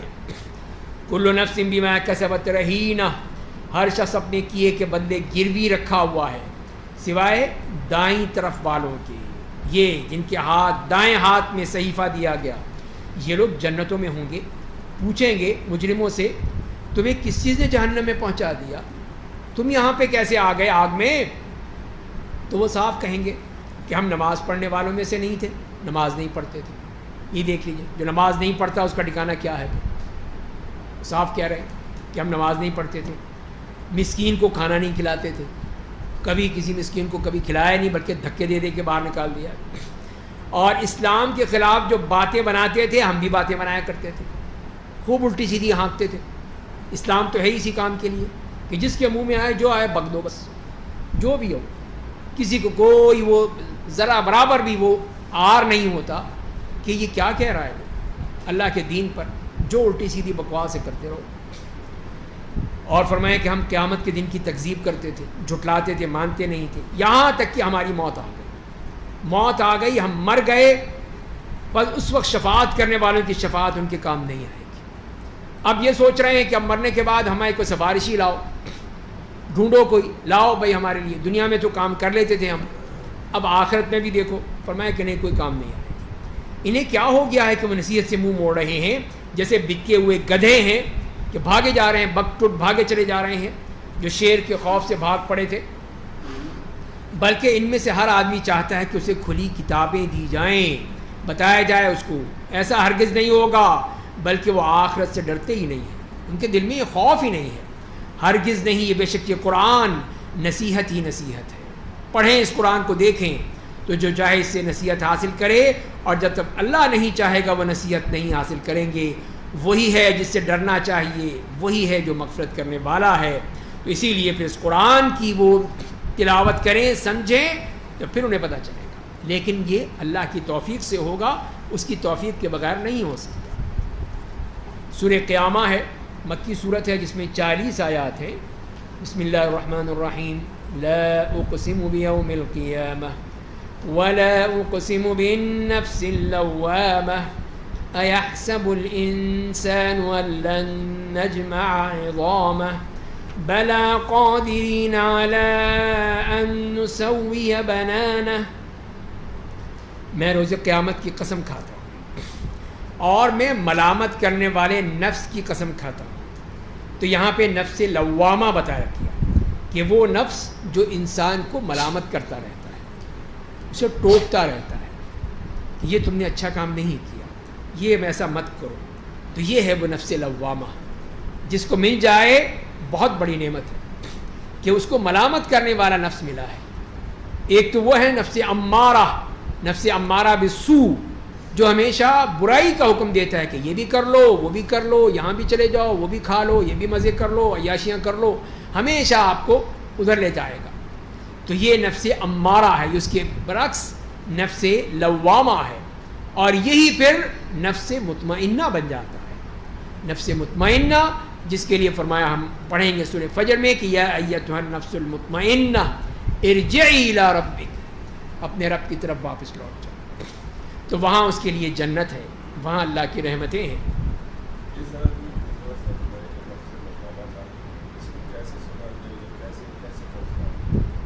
جی ہاں، وہ تو یہی ہے کہ لفظ لوامہ وہی ہے کہ جو کہ انسان کو ملامت کرتا ہے اس طرح کہ اگر باقی وہ نفس اس کا زندہ ہے، اگر وہ مر چکا ہے پھر کوئی فائدہ ہی نہیں۔ اگر وہ دل مر گیا ہے تب تو کوئی فائدہ ہی نہیں، اس لیے کہ وہ تو پھر جو خواہش نفس ہے وہ پوری کرے گا۔ لیکن جہاں دل زندہ رہتا ہے اسی شخص کا جو اللہ کی عبادت کرتا ہے، اللہ تعالیٰ کو مانتا ہے، ایمان رکھتا ہے، تو یہ نفس لوامہ اس کو ٹوکتا ہے، اس کو بتاتا ہے کہ یہ کام غلط کر رہے ہو، یہ اللہ تعالیٰ کی طرف سے اسی کی اس نیکی کا بدلہ ہے کہ اس کو اللہ تعالیٰ نے توفیق دے دیتا ہے ایسے وقت پہ کہ تم غلط کر رہے ہو، یہ تمہیں کام نہیں کرنا چاہیے، فوراً اس کی طرف سے وہ نفس لوامہ آ کے اس کو ٹوکتا ہے۔ تو یہ وہ کیا ہے؟ یہ انسان کا وہ ضمیر ہے، زندہ ضمیر، جو اس کو سمجھاتا رہتا ہے۔ اور یہ کیسے ہوتا ہے؟ اللہ کا خوف جب دل میں ہوتا ہے، جب اللہ کا خوف دل میں ہے کہ اور اللہ سے ڈر دل میں ہے تو وہیں پہ پھر نفس لوامہ پائے گا۔ جب یہ خوف ہی ختم ہو گیا، غفلت کی نیند سو گیا، تو پھر وہاں پہ یہ نفس لوامہ بھی باقی نہیں رہتا، پھر وہ نفس میتہ رہتا ہے کہ جو بالکل ہی مردہ ہے، جو کوئی کسی قسم کی کوئی بھی روک ٹوک نہیں کرتا۔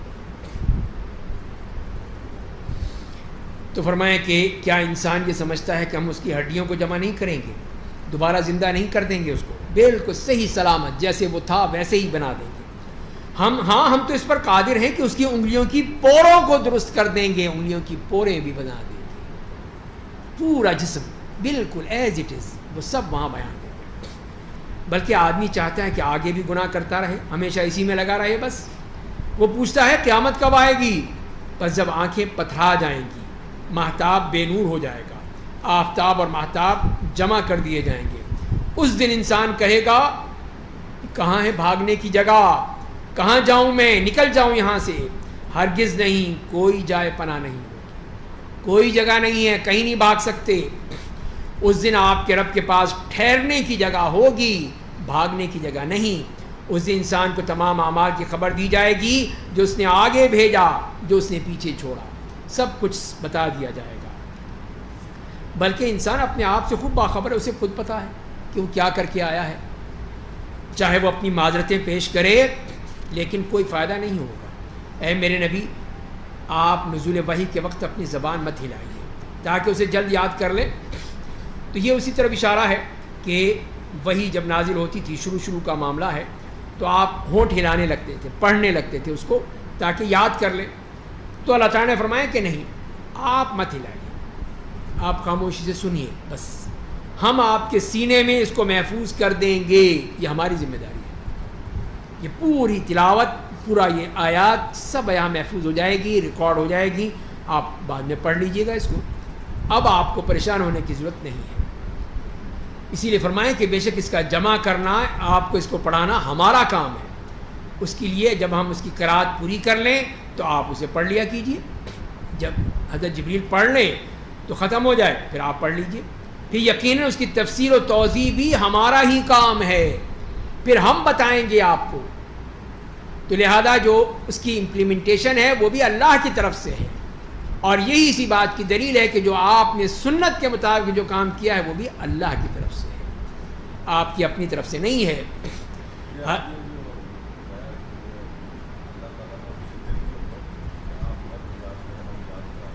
جی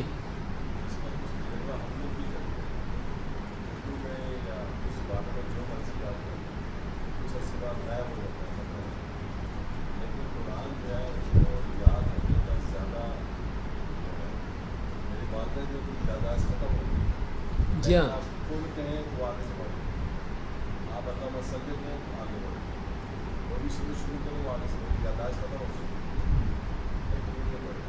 وہی ہے، یہ تو خیر وہی کا معاملہ ہے، تو اللہ کی طرف سے ہے، لیکن یہ بات جیسے آپ کہہ رہے ہیں واقعی یہ حقیقت ہے کہ انسان کی جو لاشعور میں چیز بیٹھ جاتی ہے وہ فوراً واپس آ جاتی ہے، اس لیے کہ لاشعور میں بیٹھی ہوئی ہے۔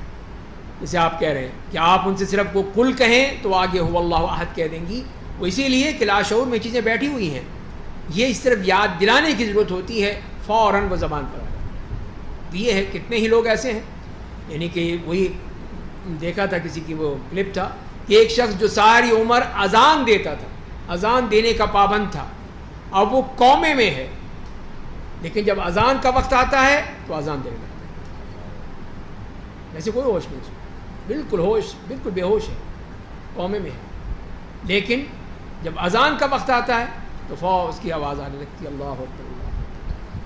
دیکھیے لاشعور عجیب چیز ہے، اللہ تعالیٰ کہ ہر چیز وہاں پہ ریکارڈ ہوتی چلی جاتی ہے، اور پھر آپ اسے ریکال کرتے ہیں اور وہ پھر آپ کی زبان پر آ جاتی ہے۔ یہ وہی تو نہیں ہے، لیکن یہ اللہ کی وہ قدرت ہے کہ اس نے وہ ہماری چیزیں ہمارے دماغ میں محفوظ کر دیا۔ تو فرمائیں کہ ہرگز نہیں لوگوں، تم جلد حاصل کرنے والی چیز دنیا کو پسند کرتے ہو، آخرت کو چھوڑ دیتے ہو، تم دے تو دنیا ہی کی فکر ہے تمہیں۔ تو کچھ چہرے اس دن شاداب ہوں گے، وہ اپنے رب کو دیکھ رہے ہوں گے۔ یہ اللہ کی نعمت جو ان کو ملے گی، سب سے بڑی نعمت کہ وہ اپنے رب کا دیدار کریں گے۔ ان کے چہرے پوری طرح بشاش حشاش چمک رہے ہوں گے۔ تو یہ ہیں اللہ کے نیک بندے، اور انہی کے بارے میں فرمائے کہ وہ اپنے رب کو دیکھ رہے ہوں گے۔ اللہ ہمیں بھی نصیب فرمائے۔ اور کچھ چہرے اس دن بے رونق ہوں گے، بالکل نحوست برس رہی ہوگی، انہیں یقین ہو جائے گا انہیں کسی بھاری مصیبت میں گرفتار کیا جائے گا، وہ جان نہیں چھوٹے گی ان کی، ہرگز نہیں۔ جب جان ہنسلی تک پہنچ جائے گی اور کہا جائے گا ہے کوئی جھاڑ پھونک کرنے والا، بچاؤ اس کو، یہ مر رہا ہے، اور بیمار کو یقین ہو جائے گا کہ جدائی کی گھڑی آ گئی، اب بچنے کی بات نہیں ہے، اور پنڈلی سے چپک جائے گی۔ اس دن آپ کے رب کی طرف روانگی ہوگی کہ اب سفر کا وقت آ گیا۔ فلا صدق ولا صلی، یہ ہے وہ شخص جس کے بارے میں یہاں قرآن نے بتا دیا، جس امت کا فرعون تھا ابو جہل، کہ پس اس نے نہ تصدیق کی نہ نماز پڑھی بلکہ جھٹلایا، منہ پھیر لیا، پھر وہ اپنے بال بچوں کی طرف اکڑتا ہوا چل دیا۔ تیرے لیے خرابی ہی خرابی ہے، پھر تیرے لیے خرابی ہی خرابی ہے، کہ تو سمجھتا کیا ہے اپنے آپ کو؟ کیا انسان گمان کرتا ہے کہ اسے بیکار چھوڑ دیا جائے گا؟ کیا وہ منی کا قطرہ نہیں تھا جسے رحم مادر میں ٹپکایا جاتا ہے، پھر وہ ایک لوتھڑا بن گیا، اللہ نے اسے پیدا کیا، پھر اسے درست بنایا، پھر اس نے اس کی نر اور مادہ دو قسمیں بنائیں۔ کیا وہ اللہ اس کی قدرت نہیں رکھتا کہ وہ مردوں کو دوبارہ زندہ کرے؟ جس نے یہ پیدا کیا ہے اس انسان کو دوبارہ نہیں پیدا کر سکتا۔ یہ ابو جہل اور اس کے سارے یہ ساتھی، یہ کافر، یہ سمجھتے ہیں کہ نہیں، یہ تو ہوگا ہی نہیں۔ تو اللہ تعالیٰ نے بتا دیا اس کے بارے میں کہ یہ سب کچھ ہم کر سکتے ہیں، اللہ کے لیے کوئی بعید نہیں ہے۔ سورۃ الدہر مدنی سورت ہے جس میں 31 آیات ہیں۔ بسم اللہ الرحمن الرحیم۔ هل أتى على الإنسان حين من الدهر لم يكن شيئا مذكورا، کیا انسان پر زمانے کا ایک ایسا وقت گزرا ہے کہ جب وہ کوئی ایسی چیز نہیں تھا جس کا کوئی ذکر ہو رہا ہو؟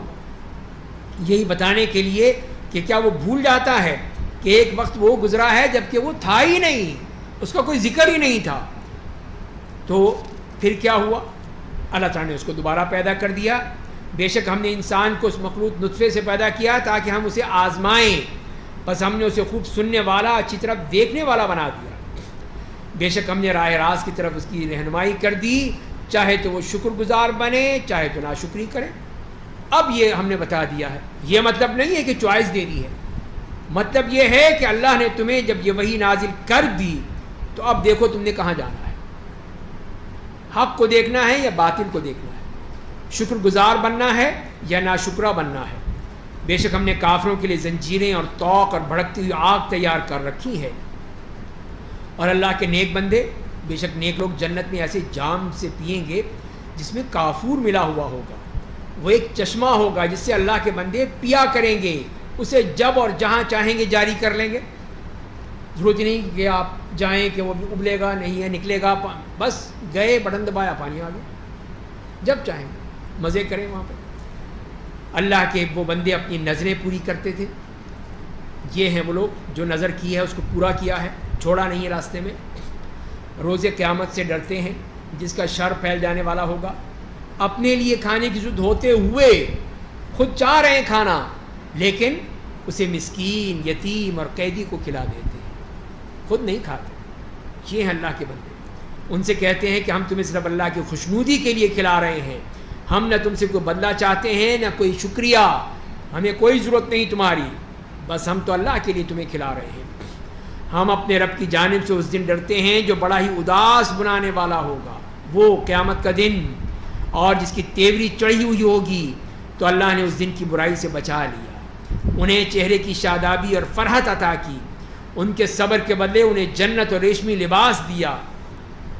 اس جنت میں وہ اونچی مسندوں پر ٹیک لگائے بیٹھے ہوں گے، وہاں نہ وہ دھوپ دیکھیں گے نہ سخت سردی، کچھ بھی نہیں، نہ سخت سردی ہے نہ گرمی ہے، اور اس کے سائے ان پر جھکے ہوئے ہوں گے، اور اس کے پھل ان کے بالکل قریب کر دیے جائیں گے، اور ان کے سامنے چاندی کے برتنوں اور شیشے کے پیالوں کا دور چلے گا۔ وہ شیشے چاندی کے ہوں گے، اتنی خوبصورت چیز جس کو خادمان جنت نے بہت ہی مناسب انداز میں بھرا ہوگا، اور جنت میں انہیں ایک ایسا جام بھی پلایا جائے گا جس میں زنجبیل کی آمیزش ہوگی، سونٹ کی۔ جنت میں وہ چشمہ ہوگا جس کا نام سلسبیل ہوگا، اور ان کی خدمت کے لیے ہمیشہ نابالغ رہنے والے لڑکے گھومتے رہیں گے، اور یہ سب اللہ تعالیٰ نے وہاں ان کے لیے بنائے ہیں ان کی خدمت کے لیے۔ آپ جب انہیں دیکھیے گا تو انہیں بکھرے ہوئے موتی کے دانے سمجھیے گا، جیسے کہ دانے بکھرے ہوئے ہیں۔ آپ جدھر بھی دیکھیں گے نعمتیں ہی نعمتیں، اور ایک بڑی بادشاہت دیکھیے گا کہ یہ ہے جنت کا معاملہ کہ ہر طرف نعمتیں ہی نعمتیں، کوئی ایسی چیز نہیں ہے کہ جو کہ بیکار ہو۔ اہل جنت کی اوپر کی پوشاک سبز باریک اور موٹے ریشمی کپڑے ہوں گے، انہیں چاندی کے کنگن پہنائے جائیں گے، انہیں ان کا رب پاکیزہ شراب پلائے گا، ان سے کہا جائے گا بے شک یہ اللہ کی طرف سے تمہارے لیے بدلہ ہے، اور تمہاری کوشش قبول کر لی گئی، تمہاری ساری محنت، تمہاری سارے اعمال سب قبول کر لیے گئے، اور یہ دیکھو اللہ نے تمہیں کیا کچھ دے دیا۔ اور بے شک ہم نے آپ پر قرآن کو بتدریج نازل کیا ہے، بس آپ اپنے رب کے لیے فیصلے کے لیے صبر سے کام لیجئے، کافروں میں سے کسی بدکار و ناشکرے کی بات نہ مانیے۔ آپ اپنے رب کا نام صبح و شام لیتے رہیے، اور رات میں اس کے لیے سجدہ کیجئے، دیر تک اس کی پاکیزگی بیان کیجئے۔ یہ ہے اب آپ کا کام، تاکہ آپ اس جنت کو پا سکیں۔ بے شک کفار جلد حاصل ہونے والی دنیا کو پسند کرتے ہیں، صرف دنیا کے پیچھے بھاگتے ہیں، اور ایک بھاری دن کو اپنے پس پش ڈال دیتے ہیں۔ انہیں ہم نے پیدا کیا ہے، ان کی جسمانی بندنوں کو مضبوط بنایا ہے، اور ہم جب چاہیں ان جیسے دوسرے لوگوں کو لے آئیں گے، ہمارے لیے کوئی مشکل نہیں ہے۔ بے شک یہ قرآنی آیتیں نصیحت ہیں، تو جو چاہے اپنے رب تک پہنچنے کا راستہ اختیار کر لے۔ جس کو بھی یہ راستہ چاہیے تو یہ فائدہ اٹھائے، اور تم کچھ بھی نہیں چاہ سکتے جب تک کہ اللہ نہ چاہے۔ جب تک کہ اللہ کی مرضی نہیں ہوگی اس وقت تک کچھ نہیں ہو سکتا۔ بے شک اللہ بڑا جاننے والا، بڑی حکمت والا ہے۔ یدخل من یشاء فی رحمتہ، یہ ہے اس کا معاملہ کہ وہ جسے چاہتا ہے اپنی رحمت کی آغوش میں جگہ دیتا ہے۔ کوئی نہیں کہہ سکتا نہیں جنت میری ہے میں جنت میں جاؤں گا، نہیں، یہ تو اس کا معاملہ ہے۔ جس کو چاہے اپنی رحمت کی آغوش میں جگہ دے دے۔ ظالموں کے لیے اس نے دردناک عذاب تیار کر رکھا ہے۔ اور اس کے بعد سورہ مرسلات مکی صورت ہے جس میں 50 آیات ہیں۔